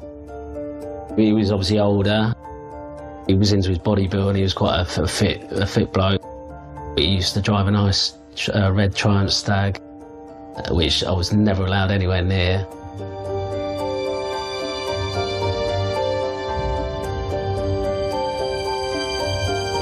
It was quite a summer's day.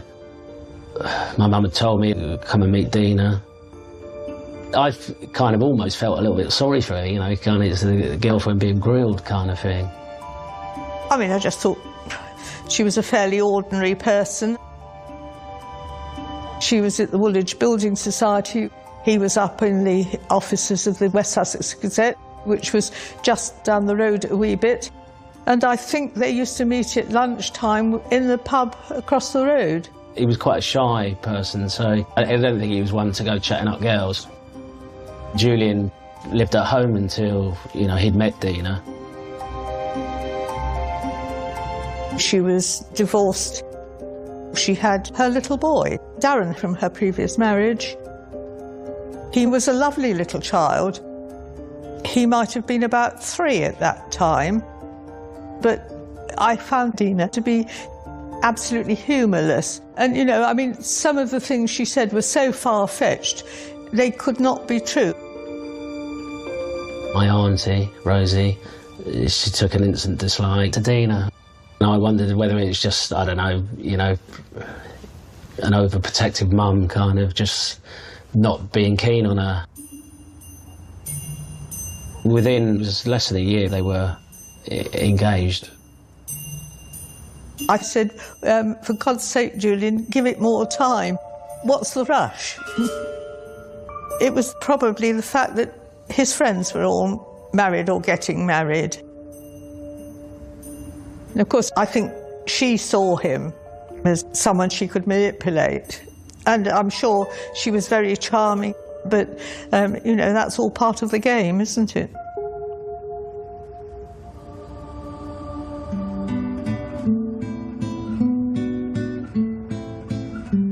They got married in a registry office.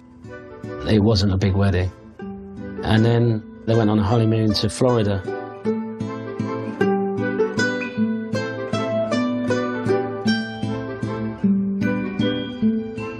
He loved it. Julian absolutely loved it. He loved his fishing. He was a really good fisherman.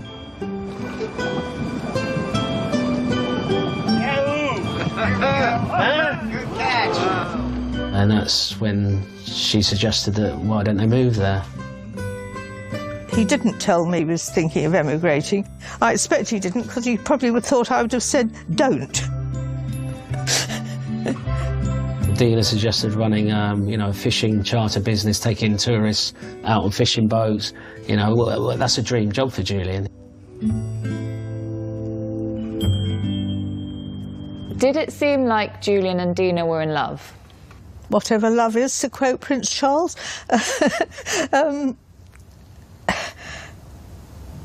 I suppose the answer to that is no. No real affection shown, but perhaps there wouldn't be in front of me, who knows? At this point for you, no alarm bells? No, not for me. I just thought, you know, he's married, he's in love. You know, start of a new life. But then, a few months after the wedding, she was diagnosed with cancer. And I thought, oh, well, if she hasn't got long to live, we'll be rid of her soon. I laugh, but it's a way of surviving.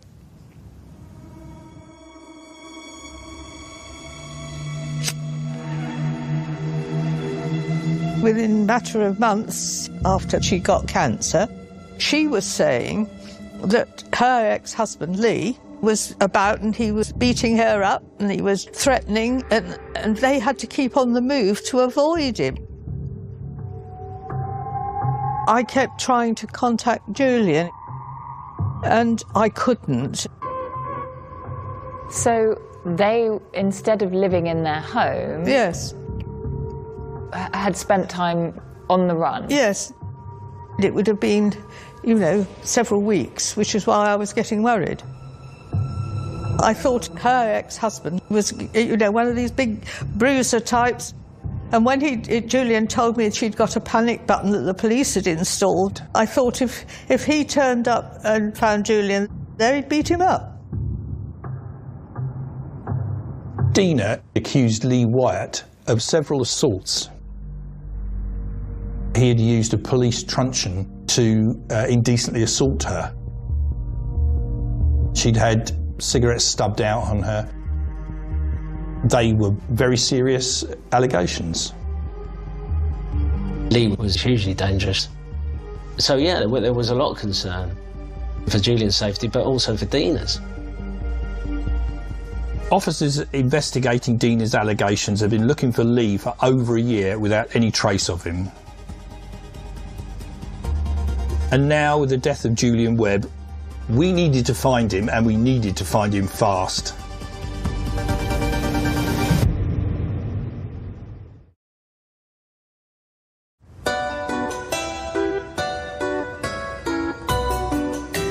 Dina and I both went to the same school.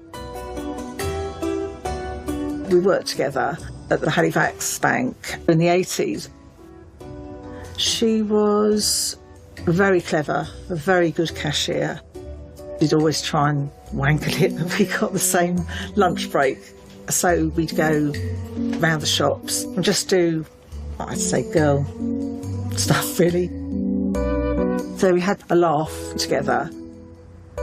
She genuinely was a nice person.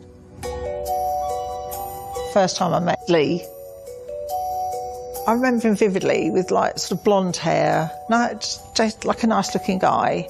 You couldn't really not like him. But all of a sudden, I started to get phone calls from Dina. Lee's done this, Lee's done that. And they weren't pleasant things. Lee had raped her. It's awful, it's beyond all comprehension. It was like this guy had turned into a monster.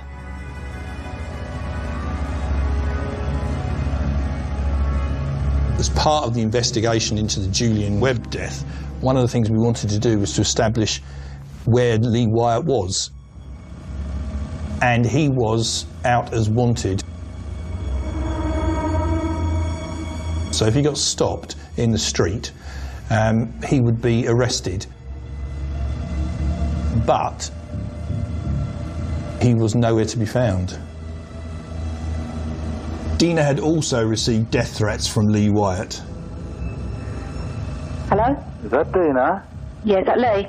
Ah, you remember? Roses are red, violence is black. You need our shotgun as a payback. And when you actually hear these threatening phone calls, it sends a chill down your spine.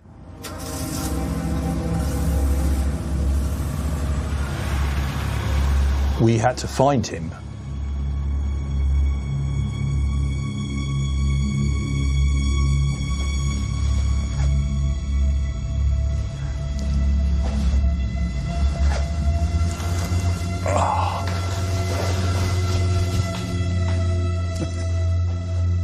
Are you conscious of how the story sounds? I am, because it sounds mental. People will be looking at that, oh, is he telling the truth? Is this what really happened? Oh, look, he coughed there, or his eyes have moved over. Everyone is an armchair detective, and they all think they know. Hey, that's human life. We all do it. So just accept it for what it is, the unbelievable, and it's truth. This is what happened.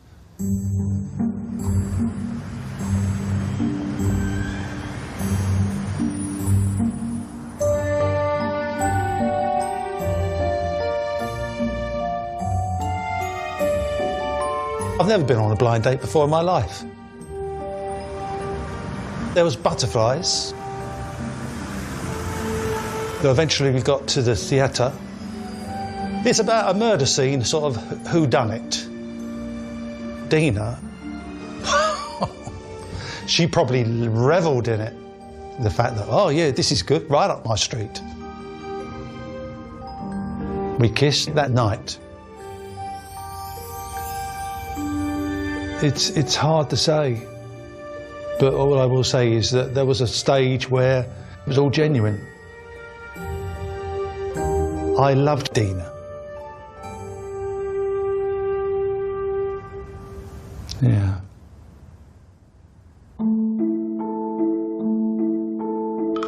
My 21st birthday party, I went dressed as a bumblebee, and he and Dina made themselves teddy bear outfits.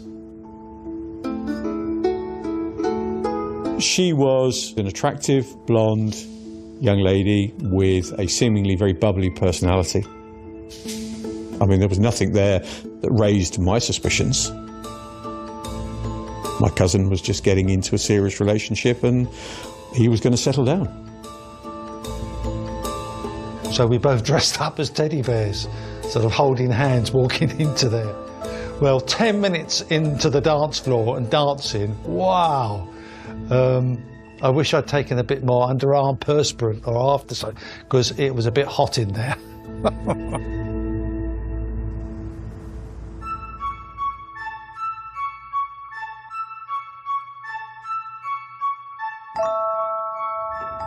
real happy memories were buying a house. And she would help me out doing the painting. We were doing things together. She was into soft toys, making soft toys. And everyone always used to remark on it. And I thought, with my sales background, I can retail them.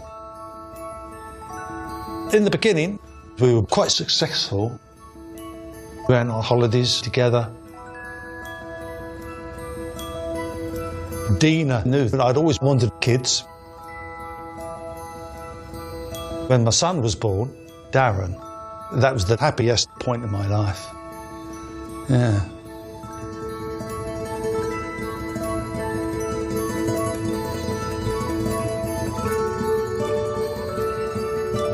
So, for a couple of years, my life was pretty okay. I was doing all right. Did he seem besotted? In retrospect, yes. And I think, to be honest, to carry on, to follow the path that he followed, then he had to have been completely besotted. Anyway, one of these soft toys was a little leprechaun about so big. I was selling them at £25 a time. One of the directors that owned the business premises where we were renting out just came up to me and he said, "I want 25,000. We shook hands. Next minute, a letter turns up from the BBC that they want to do a cartoon series of Shaun the Leprechaun, and it was worth 250,000. Wow! Then Dina told me someone in Walt Disney saw what we had to offer and they want to buy Shaun the Leprechaun. And the sum is between 40 and 50 million pounds. There was some, what? Dina would be on the phone talking with Hillary, the solicitor. To be honest, she was the person that was in the office and in charge of the phone. So I just let her carry on that way. It's interesting that he didn't share that news with you or anyone else. I get the feeling, or I got the feeling subsequently, that once she started spinning that story, the disappearance was quite quick after that.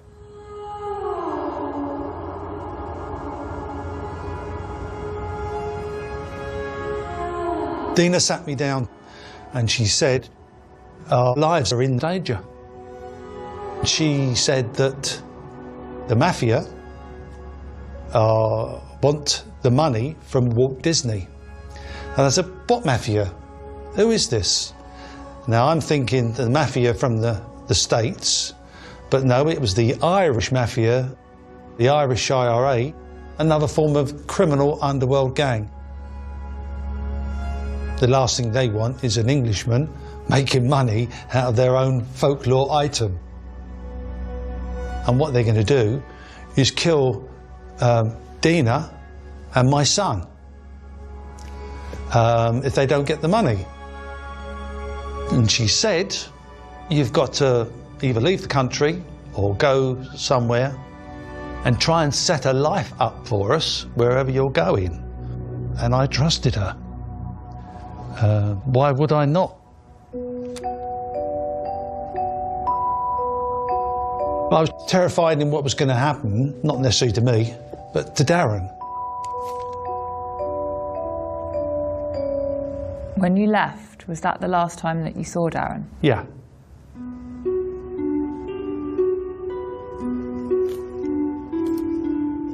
By that point, he is completely controlled by Dina. Nobody had had any contact with him whatsoever. We didn't know where he was. No phone calls, no letters, zero communication. He was just a ghost.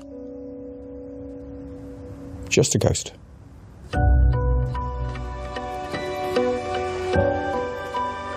At that point, I was in Cornwall.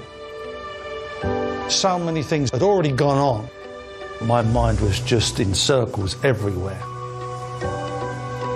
Because she said, you can never ring the house phone because it's being tapped. I had a list of about half a dozen phone boxes. She had to give me a day, a date, and a specific time. I'd be sitting in the phone box waiting for her to ring me. Ring, ring, pick it up. And she kept on saying, don't give up on us now. You've got to keep this whole thing going for the lives of Darren and ourselves so we can be together. I mean, she said that more than a dozen times, all the time. I remember that on one occasion she was literally crying. I was crying as well, because the fact that I haven't seen my son for a long time, and the fact, am I ever going to see him? I just believed everything that she was telling me was the truth. At some stage, she said that there were people watching the house, a protection squad looking after Dina and my son. I was told this guy that was part of the team that was protecting us was called Julian Webb. Dina said to me that I was going to take his name. I was going to become Julian Webb. I would be taking on the whole identity, and he would just be entering back into the protection squad, protecting others. And I'm thinking, I'll go along with it. To get a new ID in the name of Julian Webb.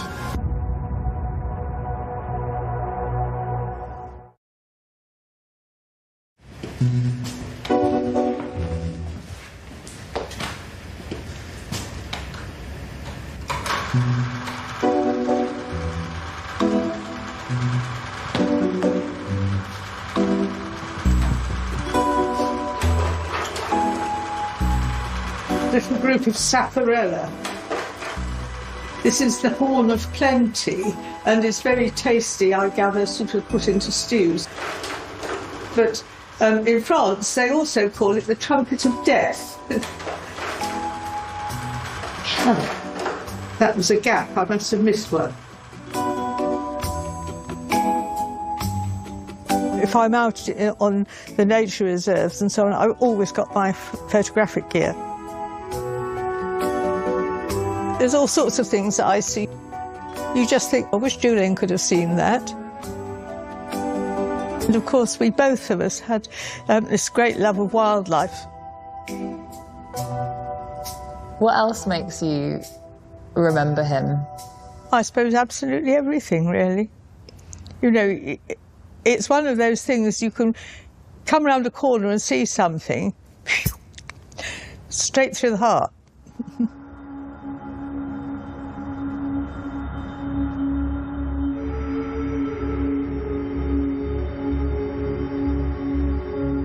Julian wouldn't have committed suicide ever. He wasn't that person, and certainly even if he was massively, massively depressed, which he wasn't because everything was going right, it doesn't make any sense.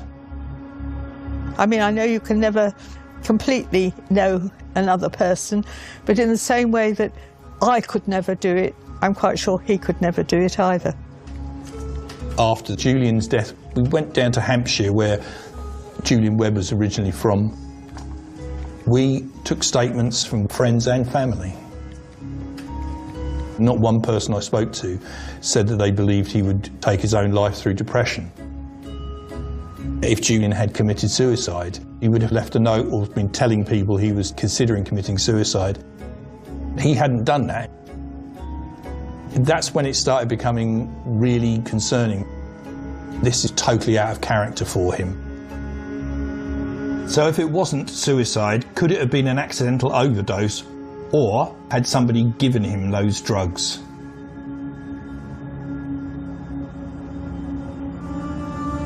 One of the neighbours, he said leading up to Julian's death, Dina and Julian had had several arguments about money, and he'd heard these.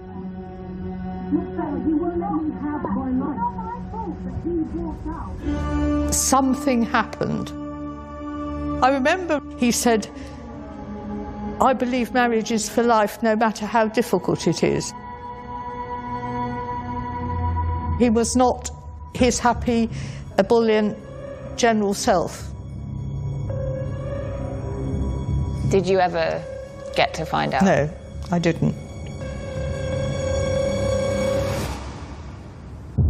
Because it was within a matter of months he was dead.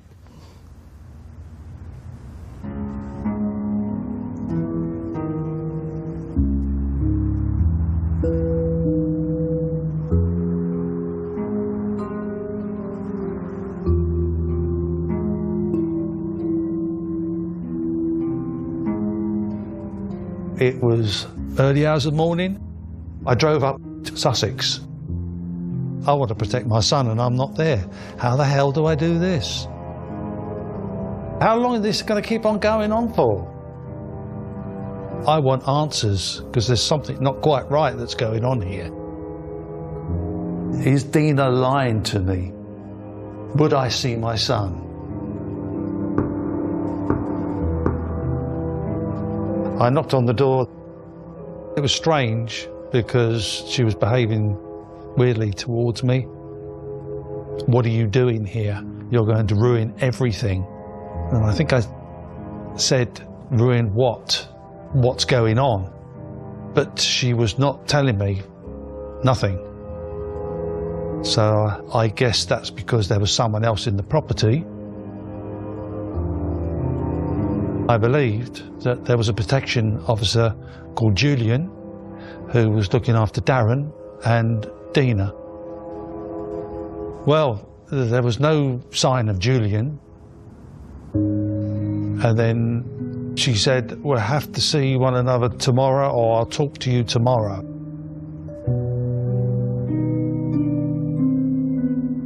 Did you know he was upstairs in bed at that point? No.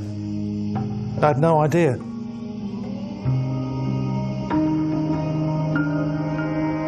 I didn't know what was happening.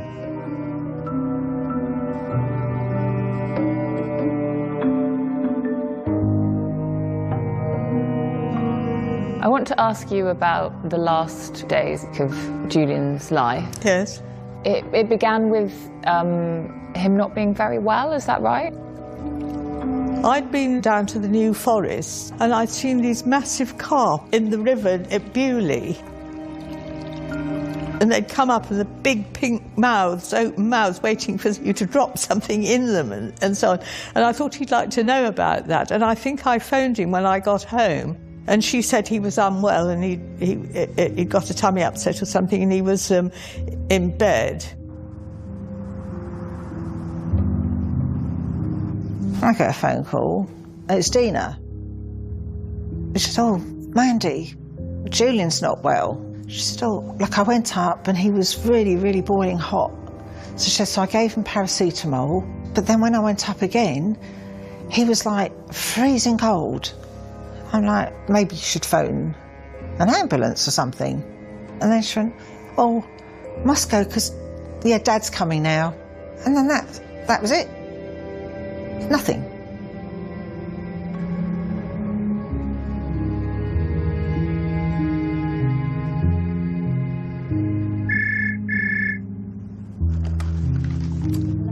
It was his birthday, so I phoned again, and she said he was very ill and he was in bed and he was asleep.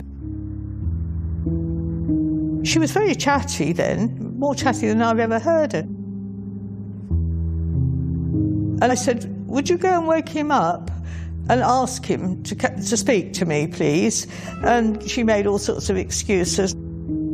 I said, look, he's still ill. Phone the doctor. Julian wouldn't want the doctor. I said, yes, he would want the doctor. Phone the doctor. And in the middle of that conversation, she said, he's being very sick. And put the phone down.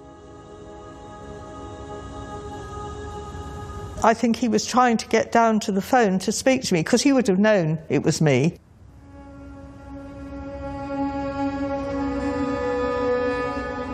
I did think of going round there.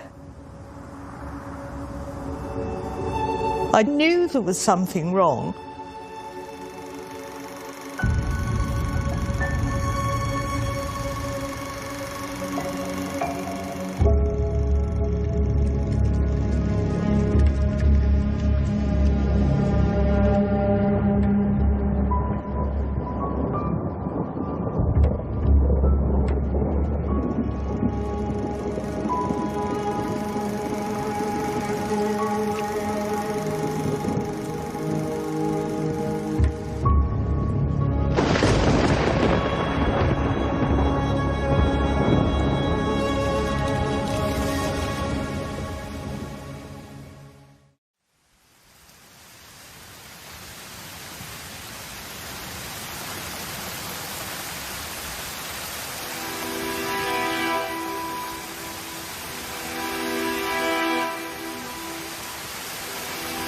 At the funeral, I was sort of living in a zombie limbo,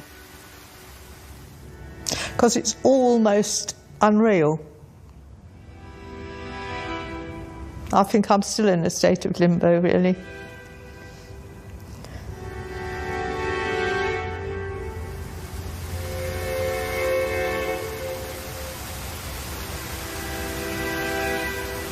It was just horrendous. Your cousin is dead. In my heart, I knew she had done this.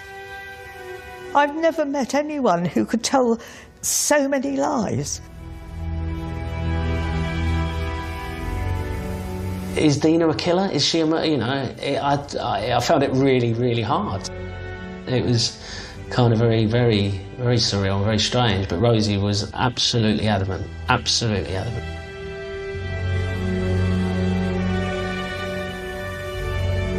Unless someone's found with a knife in their hand and standing over the body, you don't think someone would do that.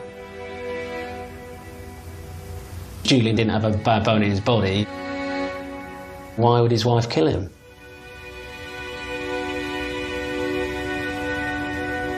I do remember my partner went over and spoke to Dina's family, saying, we don't want any more contact with you. Her father said to him, just you watch what you're saying, in sort of desperation, sort of bullying sort of terms. It did strike me as odd.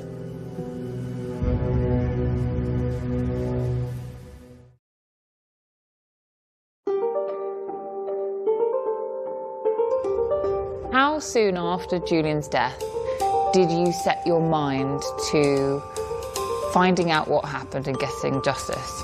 Half an hour. Very soon, you know, because I knew she had done this.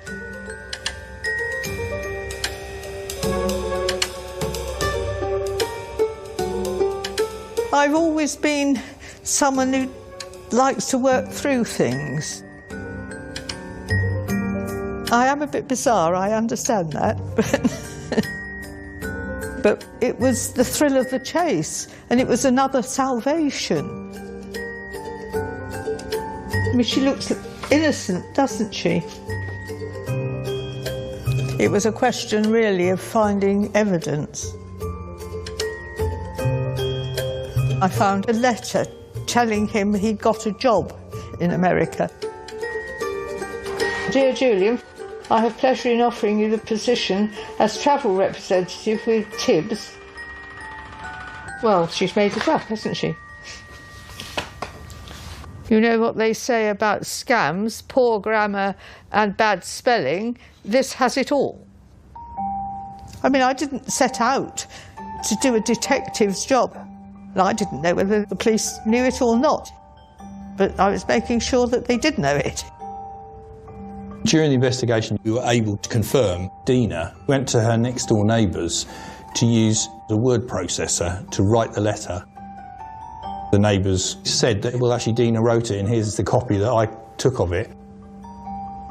I just kept finding these things. She spins these wild yarns. I mean, she did claim she had cancer, and that was not true. She was seeking for sort of sympathy. It was all part of her plot. Everybody starts telling us stories about Dina's health, about how she had breast cancer, womb cancer, liver failure, how she was going to have one foot amputated because of her diabetes. And when you actually meet her, there's absolutely nothing wrong with her. So much stuff came out about what she'd done. The morning after Julian died, Dina was on the steps at Julian's work at 8:30 a.m. saying that she wants to know about the death in will service. You know, she turned up a matter of hours after Julian had died to ask where her money was. That's incredible. Dina was obviously a liar. The extent of her lies was so extreme, I think she started to believe them herself. She had created a world of fabricated stories.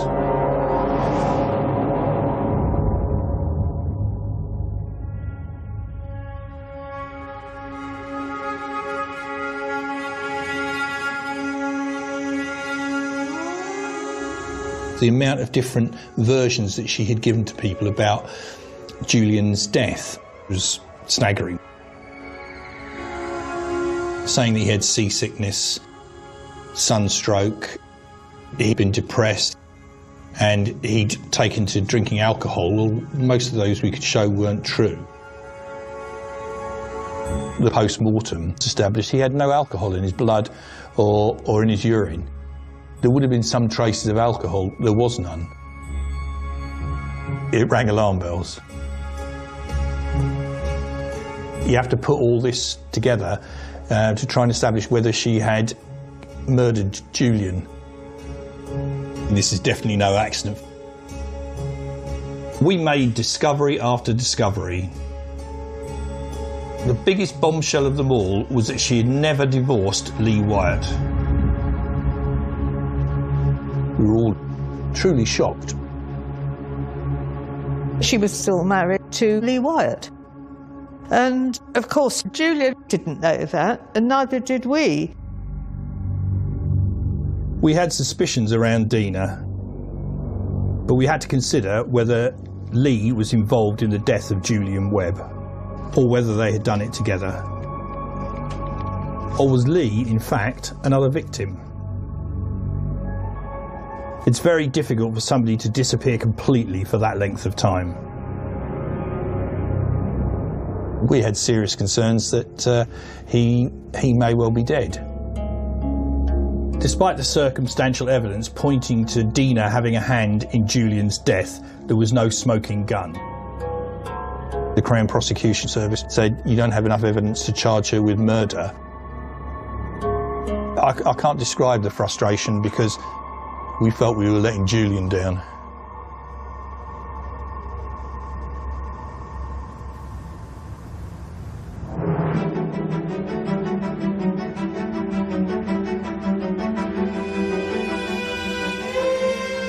It was interesting because I think they thought it was a sort of, you know, just a small case. And loads of people turned up. And obviously the coroner thought there's something up here. We know that in Julian's body there was aspirin and dithiopine, which the coroner confirmed were found in fatal doses. But the coroner couldn't say how the drugs had got there. There was no evidence that Julian had committed suicide, but also there wasn't sufficient evidence of foul play. The coroner came back and said, well, there wasn't a completely satisfactory explanation for his death, and therefore he was recording it as an open verdict. That proved that he hadn't committed suicide. It meant that murder was still an option. The case wasn't closed? The case wasn't closed, no.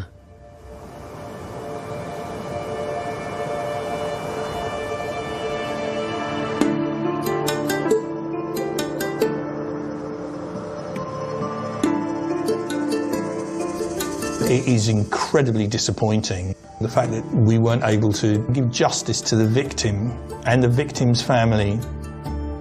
And I felt that because we hadn't got Dina behind bars, something else was going to happen.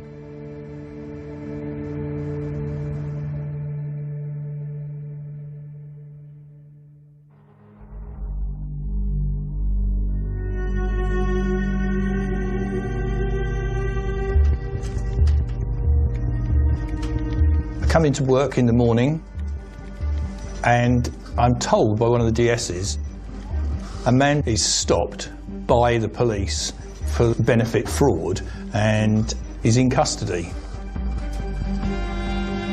He had been using the name of Colin Mitchell, which was a false name. So I walked downstairs, looked in, and I immediately recognised him. We have Lee Wyatt in custody.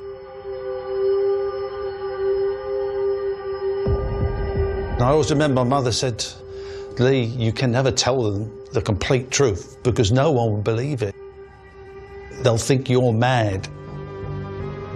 Based on what I now know, I do believe that she tried to kill me on a couple of occasions. I was victim number one, and no one was going to believe victim number one.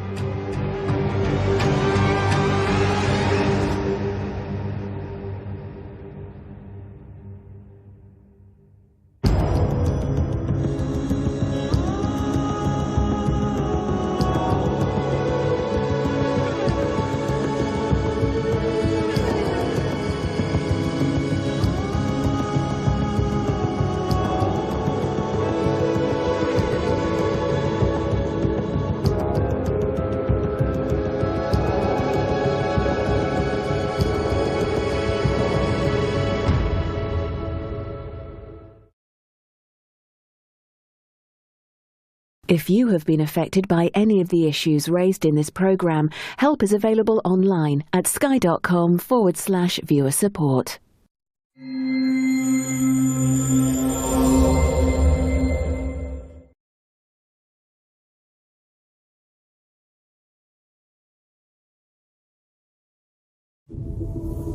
Maria was wholly in love with her husband. She loved being a wife. Ha! Bye!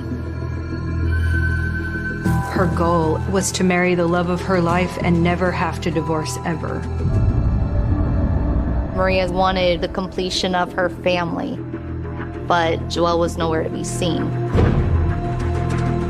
Joel was narcissistic and was kind of domineering. You walk out that door, we're getting away.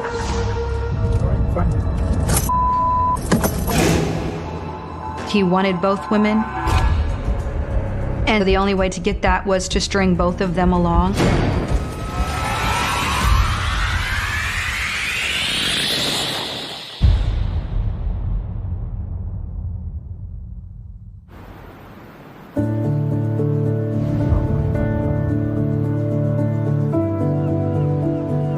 Maria was born in 1989 and she grew up in Puerto Rico.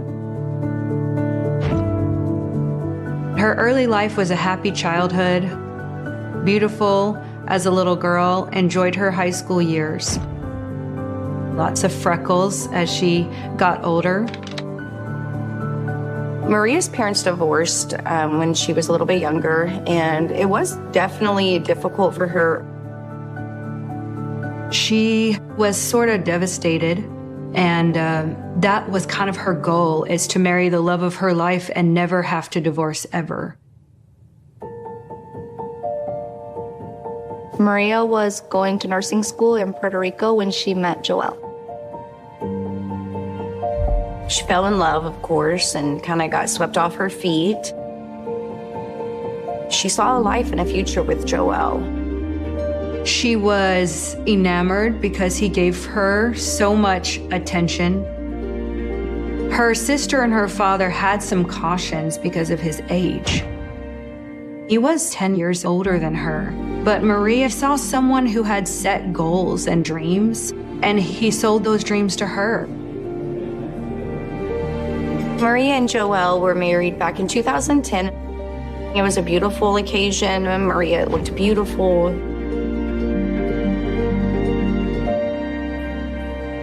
Maria and Joel had goals to come to the mainland. Joel was training to become a CRNA, which is a certified registered nurse anesthetist. You're not trained as a doctor, it's not as much schooling, but the pay is very high. Maria and Joel were excited to welcome their first son into the world. He was a beautiful little boy. That was something that Maria was over the moon about. Her calling was to be a mother.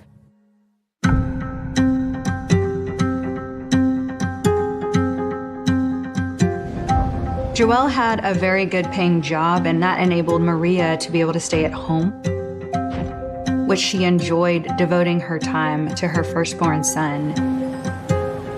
Maria and I first met at a ladies' night. There was a woman on our church that hosted a ladies' bowling night.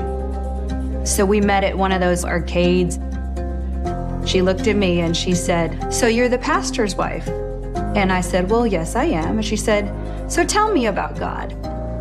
We became friends right away, and we just never looked back. I'm like freaking out here. When I first met Maria, I thought she was incredibly bubbly. She was very happy, very animated, incredibly warm and friendly. You could tell she was wholly in love with her husband, loved her little family. She was devoted. She loved being a wife. Maria and Joel seemed to be in a loving marriage. You could have fun with them. Joel appeared to be a supportive and proud dad and engaged dad.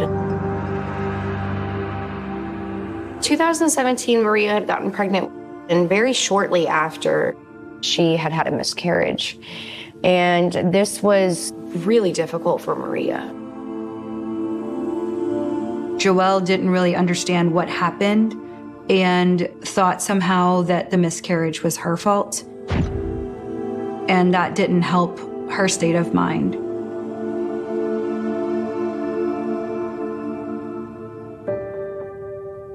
Maria was so excited to be pregnant again, just a short time after her miscarriage. You could just see a glow about her while she was pregnant. Maria had her second son in 2018, and, she was ecstatic. Joelle seemed excited, but this is a time where she started to feel some distance. He started to be more secretive, and that sort of made her nervous that maybe she was doing something wrong. At this point in Maria's life, what she wanted was to feel the completion of her family, but Joel was nowhere to be seen. Joel had a 5-year goal that he obsessively spoke about, and so he devoted himself to work, took overtime whenever he could. Maria talked about a lot of the changes going on in Joel's life. She kept saying that he's so different now that they moved to Laredo. He started bulking up so fast that it seemed abnormal to me. Both of us suspected there was some supplements going on, probably a lot of testosterone. At this point, Joel's priorities appeared incredibly vain to me and short-sighted. His goals were money and his figure, his body. In January of 2019, Joel asked for a break from their marriage. He just was not happy with the way things were going. And so he decided he was just gonna move out and stay with a friend. And that was a really hard time for her. But she would often tell me that she had 10 good years of marriage and she didn't want to throw it away, all because of this 1 year where he's just acting insane. Her goal was always for her family to stay together no matter what, because the divorce between her parents had been so devastating. I want to support him, be his rock, because I know he needs it. Maria liked to keep a journal. When Joel started being more distant, it really helped her to get her thoughts on paper. How can I support someone who's always making me small? A piece of nothing, not enough. At the point that Maria and Joel were separated, he would come home to spend a little bit of time not just with her, but with the boys. He would expect her to still wash his clothes, and he would convince her that they needed to have sex to continue to protect the marriage. I told her that it's not your job to do his laundry, and it's definitely not your job to be intimate with him while he's breaking up the marriage. In March of 2019, Maria was doing his laundry. She found a plane ticket. She never even knew he went to Spain. She just knew in her heart that something was terribly wrong and he had not been honest at all during this whole time.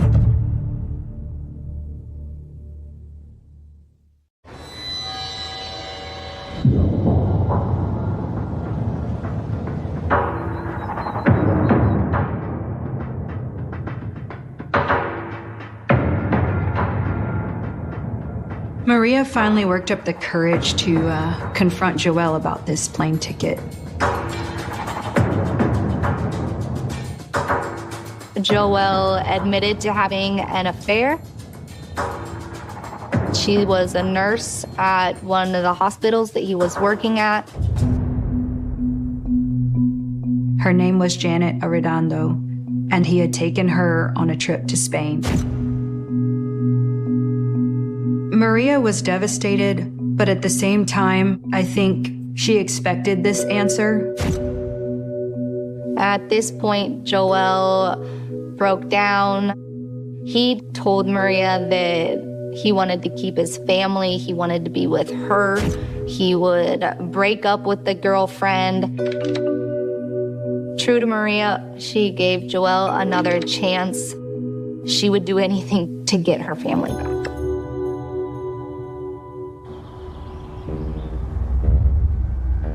It seemed like such a back and forth during that time that Joel would tell her one weekend that he stopped the affair, and then a couple days later he would change his tune and walk back out. He wanted both women, and so the only way to get that was to string both of them along. And that was really just almost too much for her to bear. My experience with Joel was that he was emotionally abusive. Joel was confident, what I perceived as narcissistic, and he was kind of domineering. He was like a dominant authority in the household. One day, I was with Maria at the coffee shop, and Joel agreed to meet her there. When we were in line, there was a guy that sort of hit on her.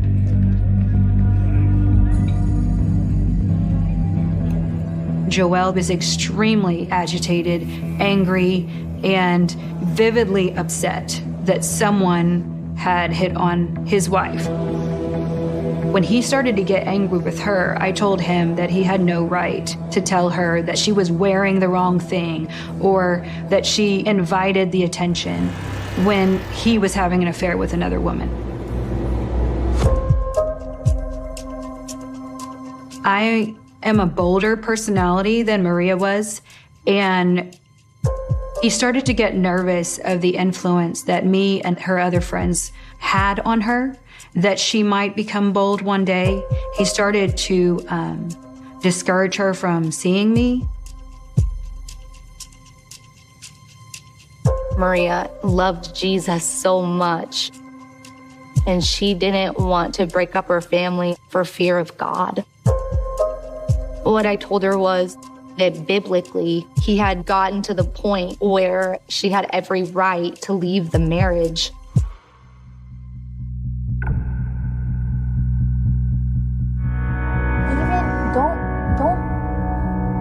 That on me. What are you talking about? There was a argument that they had in the car at one point, and Maria recorded it unbeknownst to Joel. Because it feels like you're like, okay, look, if I stay in the house, I'm gonna be frustrated. Mm-hmm. Frustration led me to be unfaithful to you in the past. Maybe. No, it led me. Maybe. You said it. Because I think Okay. Yeah, So possibly. Okay. Maria was talking to Joel about his unfaithfulness. What do you have to say? Nothing. So what do you want me to do with that? With what? With nothing. I don't know. It's up to you. No, Papa. You walk out that door, we're getting a divorce. All right, fine. You got it.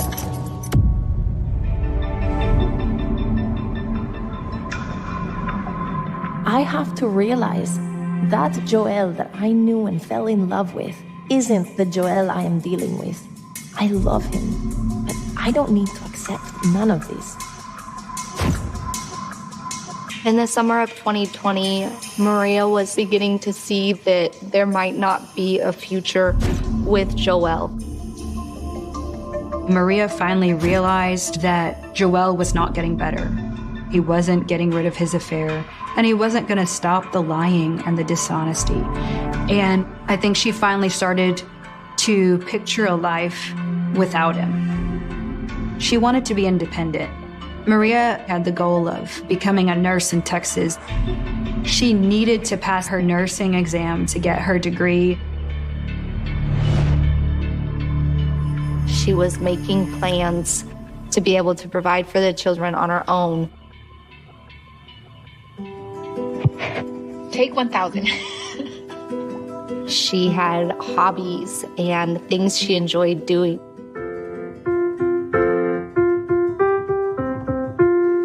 I have been wanting to do a YouTube channel for quite a while. She was doing hair and makeup tutorials. I would probably grab like a little bit by little. Maybe that can help you, Gabby. She was so beautiful in the way that she would play around with her makeup. Whew, I like it. Just makes you look more awake. There's nothing like a good mascara and a good bronzer to make you feel good, right?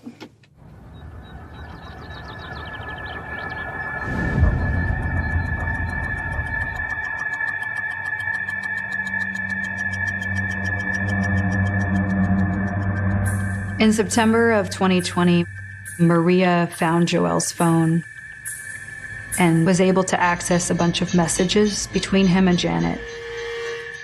Really just showed her that he was in a full-blown affair and they were having sex. That was the moment that she saw it with her own eyes, and that her very, very determined spirit came out. Maria confronted Joel, and I think Joel started to see a different Maria. She was saying, hey, I'm done, and I'm not gonna listen to your lies anymore. So he told her, I'm gonna stop seeing Janet for real this time. We're gonna move to Dallas, and that will prove to you that I'm willing to put her away. Maria was skeptical, but at the same time, he had never offered to move away from his girlfriend before. Part of her wanted to believe that it could be true.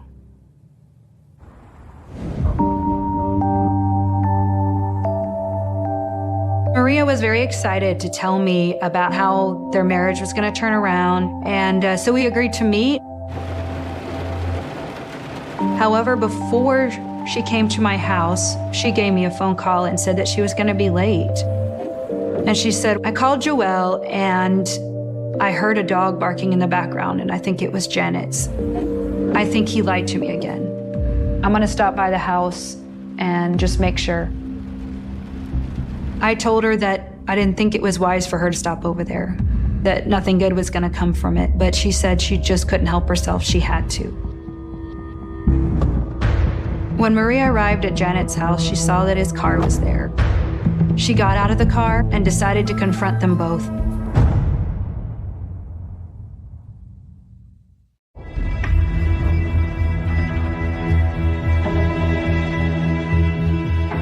When Maria arrived at Janet's house and saw that Joel's car was there, she was very angry. She had just been played again.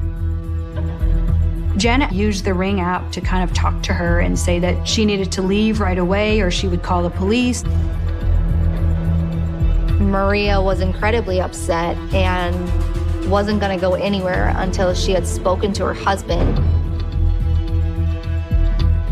When Joel finally emerges, he tells Maria that he's chosen Janet, and I can't even imagine what was going through her head when hours earlier he had been telling a different story. Joel told Maria to go get in the car and that they would drive to the park and they would just hash it out. When Maria and Joel were at the park, he got so angry that he smashed her windshield with his fist, and it just shattered. Meanwhile, Janet called the police. The police responded fairly quickly. Hello, ma'am. Did you call police? Yes, I did. What's going on? You gotta get up. What happened? I had a woman come by that she was already told not to be here, so I had already filed a trespass warning? yes. Okay. She was here, she was asked to leave, she refused, so I called you guys. Let me make a phone call then, and hopefully she'll answer. If not, well, that's the only way I can warn her.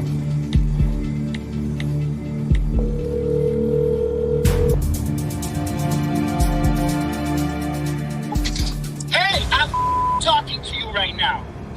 Head up the phone.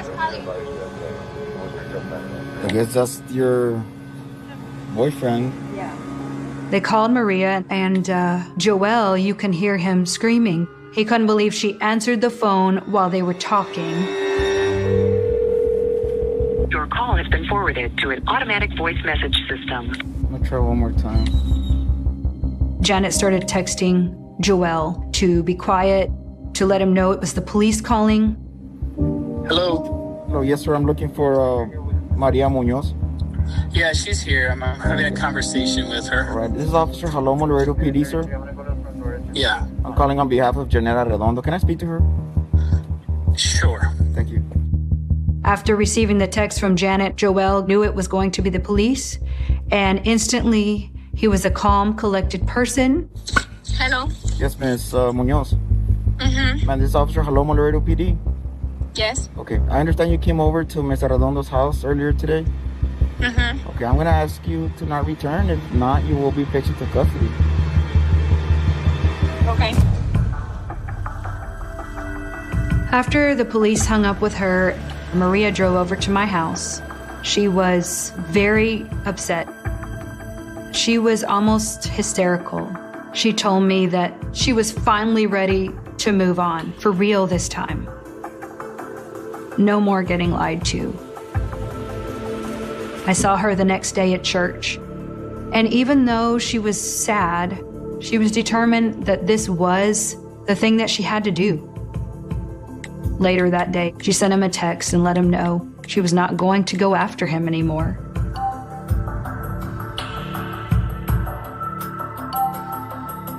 She let him know that for them to be legally separated, an attorney needed to be involved in that. Joel's response was that he didn't want any lawyers involved. His concern lied in finances. He really didn't want Maria to go through with it because that would cost him. He had responded initially on Sunday, but then on Monday, he had a different response, and he sent it through email. Again, he gave implication that there was hope for their marriage. I didn't believe any of it. And yet somehow I could not convince her to say no to this meeting. They agreed to meet around 7, and I told her to contact me as soon as he arrived, as soon as he left. She agreed to do that. I believe it was 9:30 when I had not heard from her.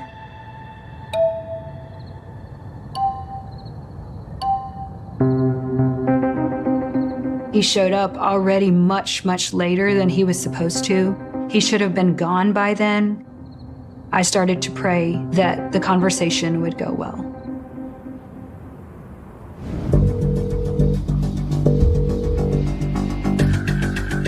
Alert 911, what's the address of emergency? Sawyer, I called my wife on her responses, and kind of scared if she's not breathing.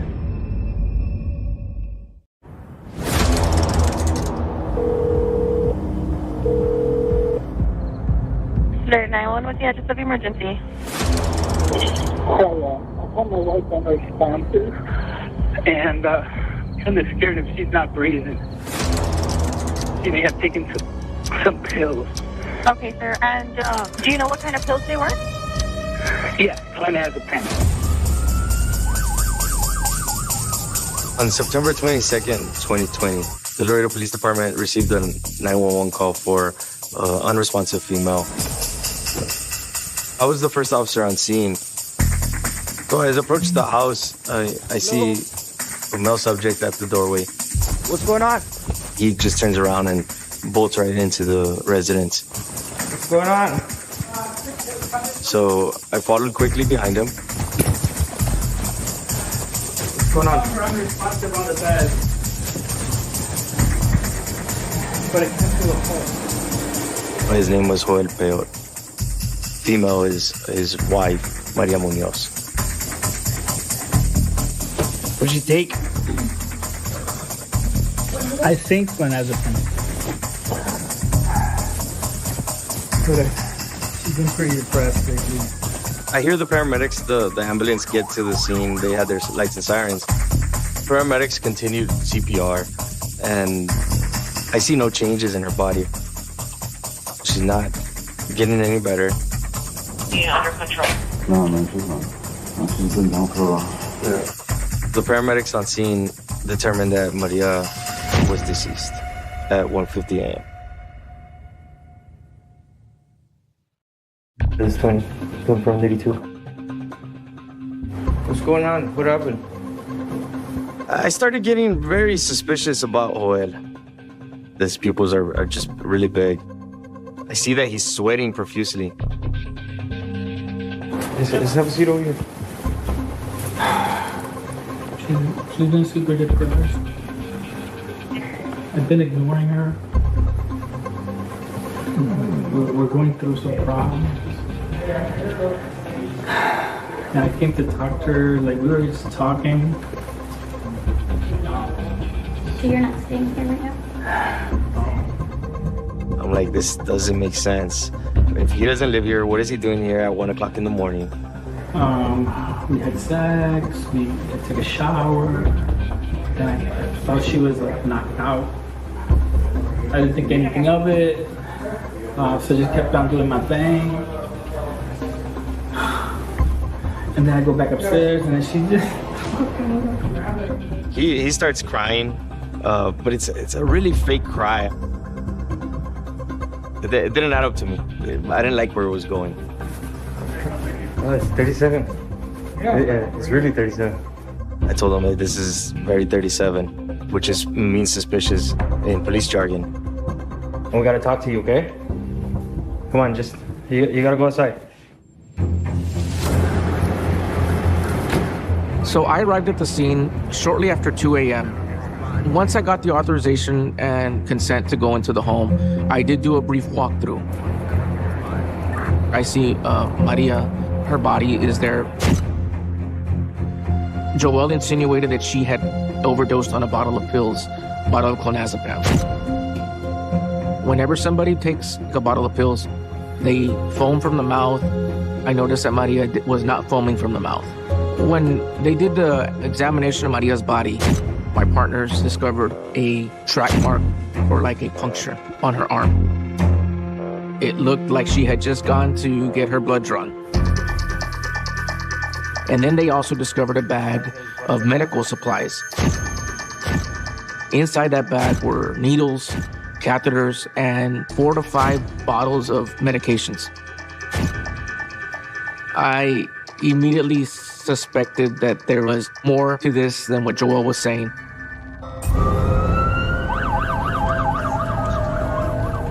We transported Joelle to the police department. It was a voluntary interview.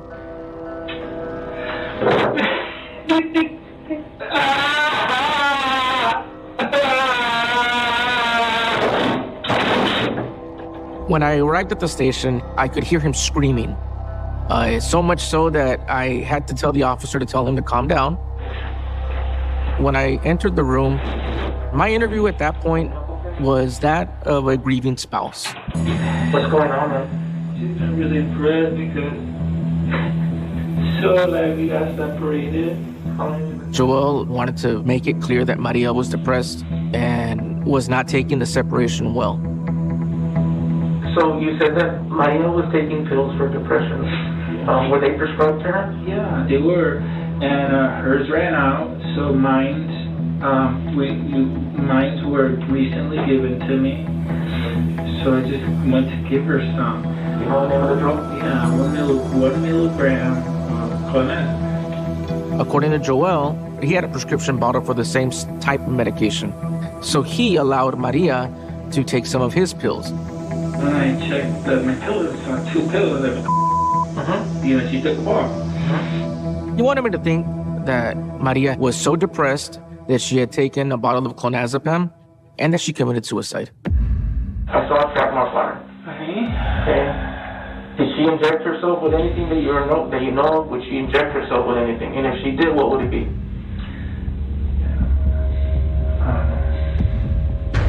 You know? Did you inject her tonight? No. With anything?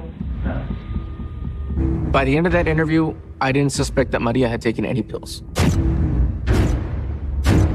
When we looked at the needle puncture wound, the medical equipment at home, I suspected that Joelle, with his knowledge of anesthesia, had killed his wife. So at the end of that interview, Joelle was released. There was no evidence to charge him. The next morning, my husband came to get me. He told me that the police had let him know that Maria was deceased. And I remember just screaming out, "Oh my God, he's killed her." It really was like a ton of bricks. I immediately said he did it. Like, he did it. He actually did it. When the police told me they were doing a suicide investigation, I told them that was impossible. I knew that she would never do such a thing because she had plans for the future. She had plans for her life. The key piece of evidence that was pending for us to rule out suicide, to rule out overdose, was a toxicology report. As soon as we received that, we knew what caused her death.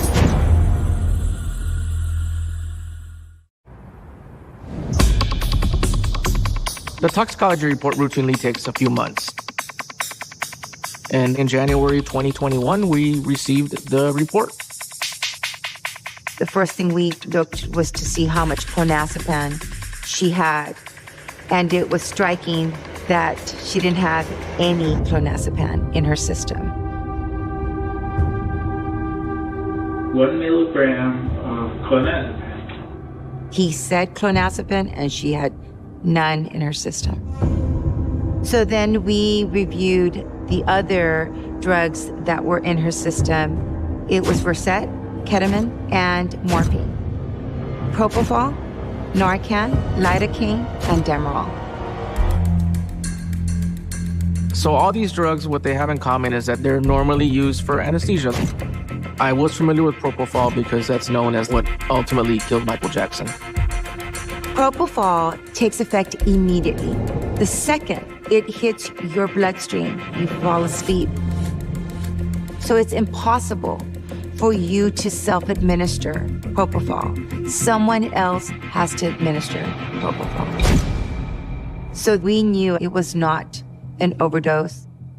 We believed that we had the proof to show murder. Laredo police, or we're gonna break down the door.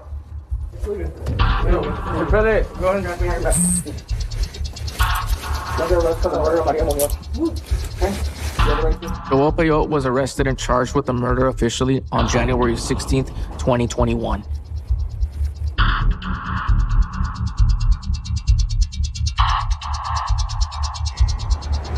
Joel Peyote's trial started March 20th of 2023.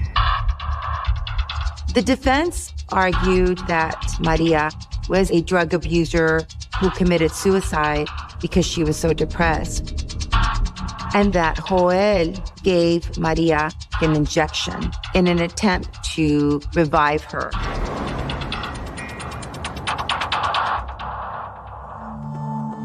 Maria's journals were critical to the case, so we could refute that she was suicidal. Today, my head will not look down. Today, I will conquer. Today, I am free. I am strong. I am confident. I am enough. When I testified in court, I was able to read the journals to the jury and mention to the jury that suicide and depression had no bearing on this case whatsoever. With all the accusations flying about suicide or trying to smear her, Maria was able to speak for herself on how she felt, what she thought, and share the hope that she had. I love my life. I love who I am becoming. Joel couldn't steal her voice from her like he thought he had. And it was beautiful.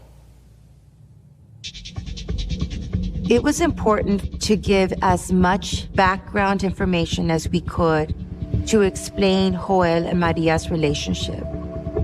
The prosecution team brought in a video that Maria had recorded without Joel knowing. You walk out that door, we're getting a door.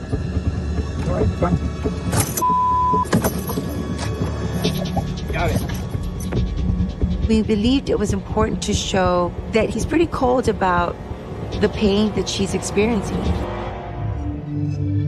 We explained to the jury that on September 21st, 2020, Joel Peyote arrived to Maria's home with a bag of anesthetic drugs and IV equipment. He was wearing his scrubs because he had been at the hospital. So the evidence showed that she had high levels of caffeine in her system.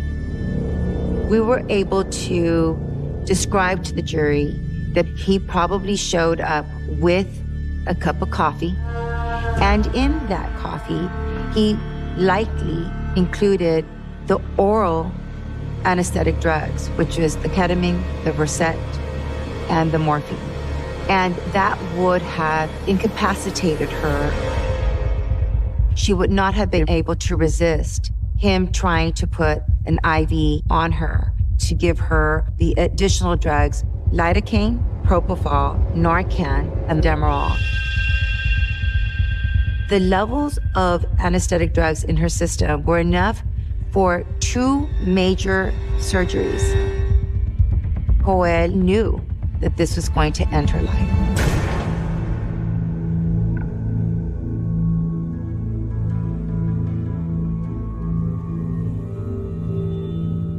Now we are here for Maria Munoz, who wrote, "No matter what happens, I will be fine. I will not put my head down. I will hold it high. I am unique. No one is me, and that is my superpower. I am enough, and all I need. I will always push and thrive. I will shine bright like a diamond in the sky. The woman who never gave up. Maria." Joel Peyote was found guilty of murder and of tampering with the evidence.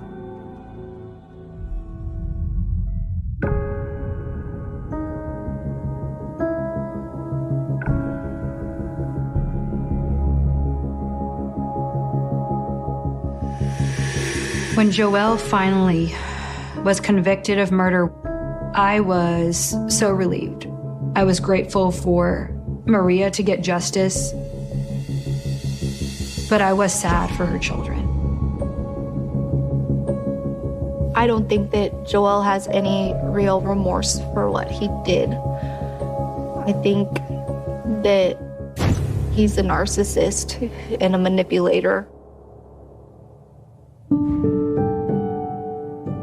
Being with Maria in Laredo was like having family there.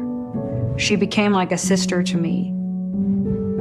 She always lifted my spirits, even when she was the one with tragedy in her life.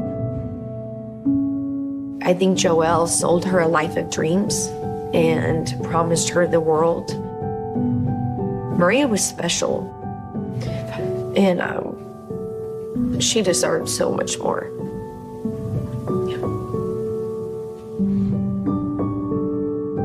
Okay. Well, I'm not too sure, but oh, there you go. Mayra. Ha, hi. So I'm gonna do my hair for you guys to see. Maria was like a ray of sunshine. She walked into a room and she lit everybody else up. I miss her laugh. I miss watching her run after her kids. I miss seeing her chase them and the joy that she had. We need more joy like that in this world.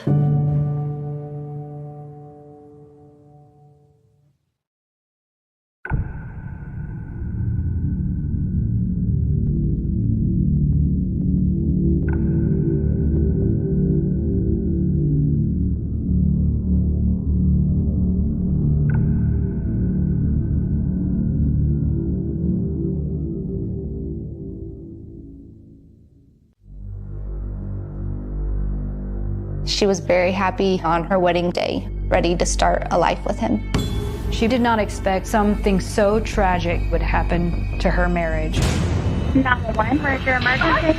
Oh, God, you gotta get someone over here. Me and my wife got in a terrible argument. I just shot her, and I swear to God, I didn't mean to do that. Hello? Hey, man, my wife just tried to kill me.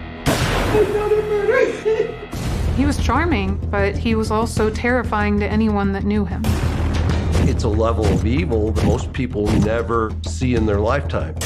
He was losing control. He went full psycho. The scene itself just looked like a nightmare. It wasn't human. She wasn't his wife. She was a possession. If the ambulance gets here quick, she might be saved. This was so cruel. This was evil.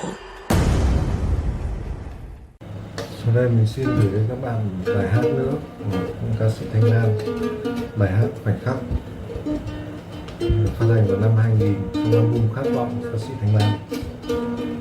Chỉ còn một chiếc lá cuối thu mong manh, chỉ còn một mình em xót xa chờ anh. Chỉ còn đêm nay mai lá kia rơi, chỉ còn đêm nay mai lá kia rơi. Khi mùa thu khuất nơi cuối trời, giọt nước mắt khô không lời. Vào rồi mùa thu qua, trống tênh buồn vui, vui lòng mình băng giá tháng năm lặng trôi. Chỉ còn đêm nay hay đến bên em, chỉ còn đêm nay hay đến bên em. Nếu ngày mai bước chân anh về, một xác lá rơi bên hè, mùa đông tái tê. Người về đây với em, về bên em, về đây với căn nhà xưa em đem vòng tay và làn môi ấm ngày tháng chờ mong. Người về đây với em, người yêu ơi, thời xưa hãy trao lời cuối trong đời. Mùa đông đến bên hiếm rồi, về đây với em. Chỉ có một chiếc lá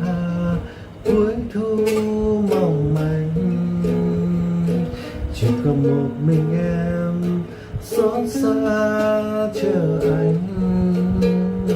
Chỉ còn đêm nay mai lá kia rơi, chỉ còn đêm nay mai lá kia rơi, khi mùa thu khuất nơi cuối trời, giọt nước mắt khô không lời. Và rồi mùa thu qua trong tay buồn vui, vui lòng mình băng giá tháng năm lặng trôi.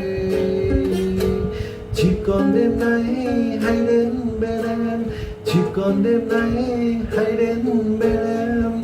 Nếu ngày mai bước chân anh về, một xác lá rơi bên hè, mùa đông tái tê.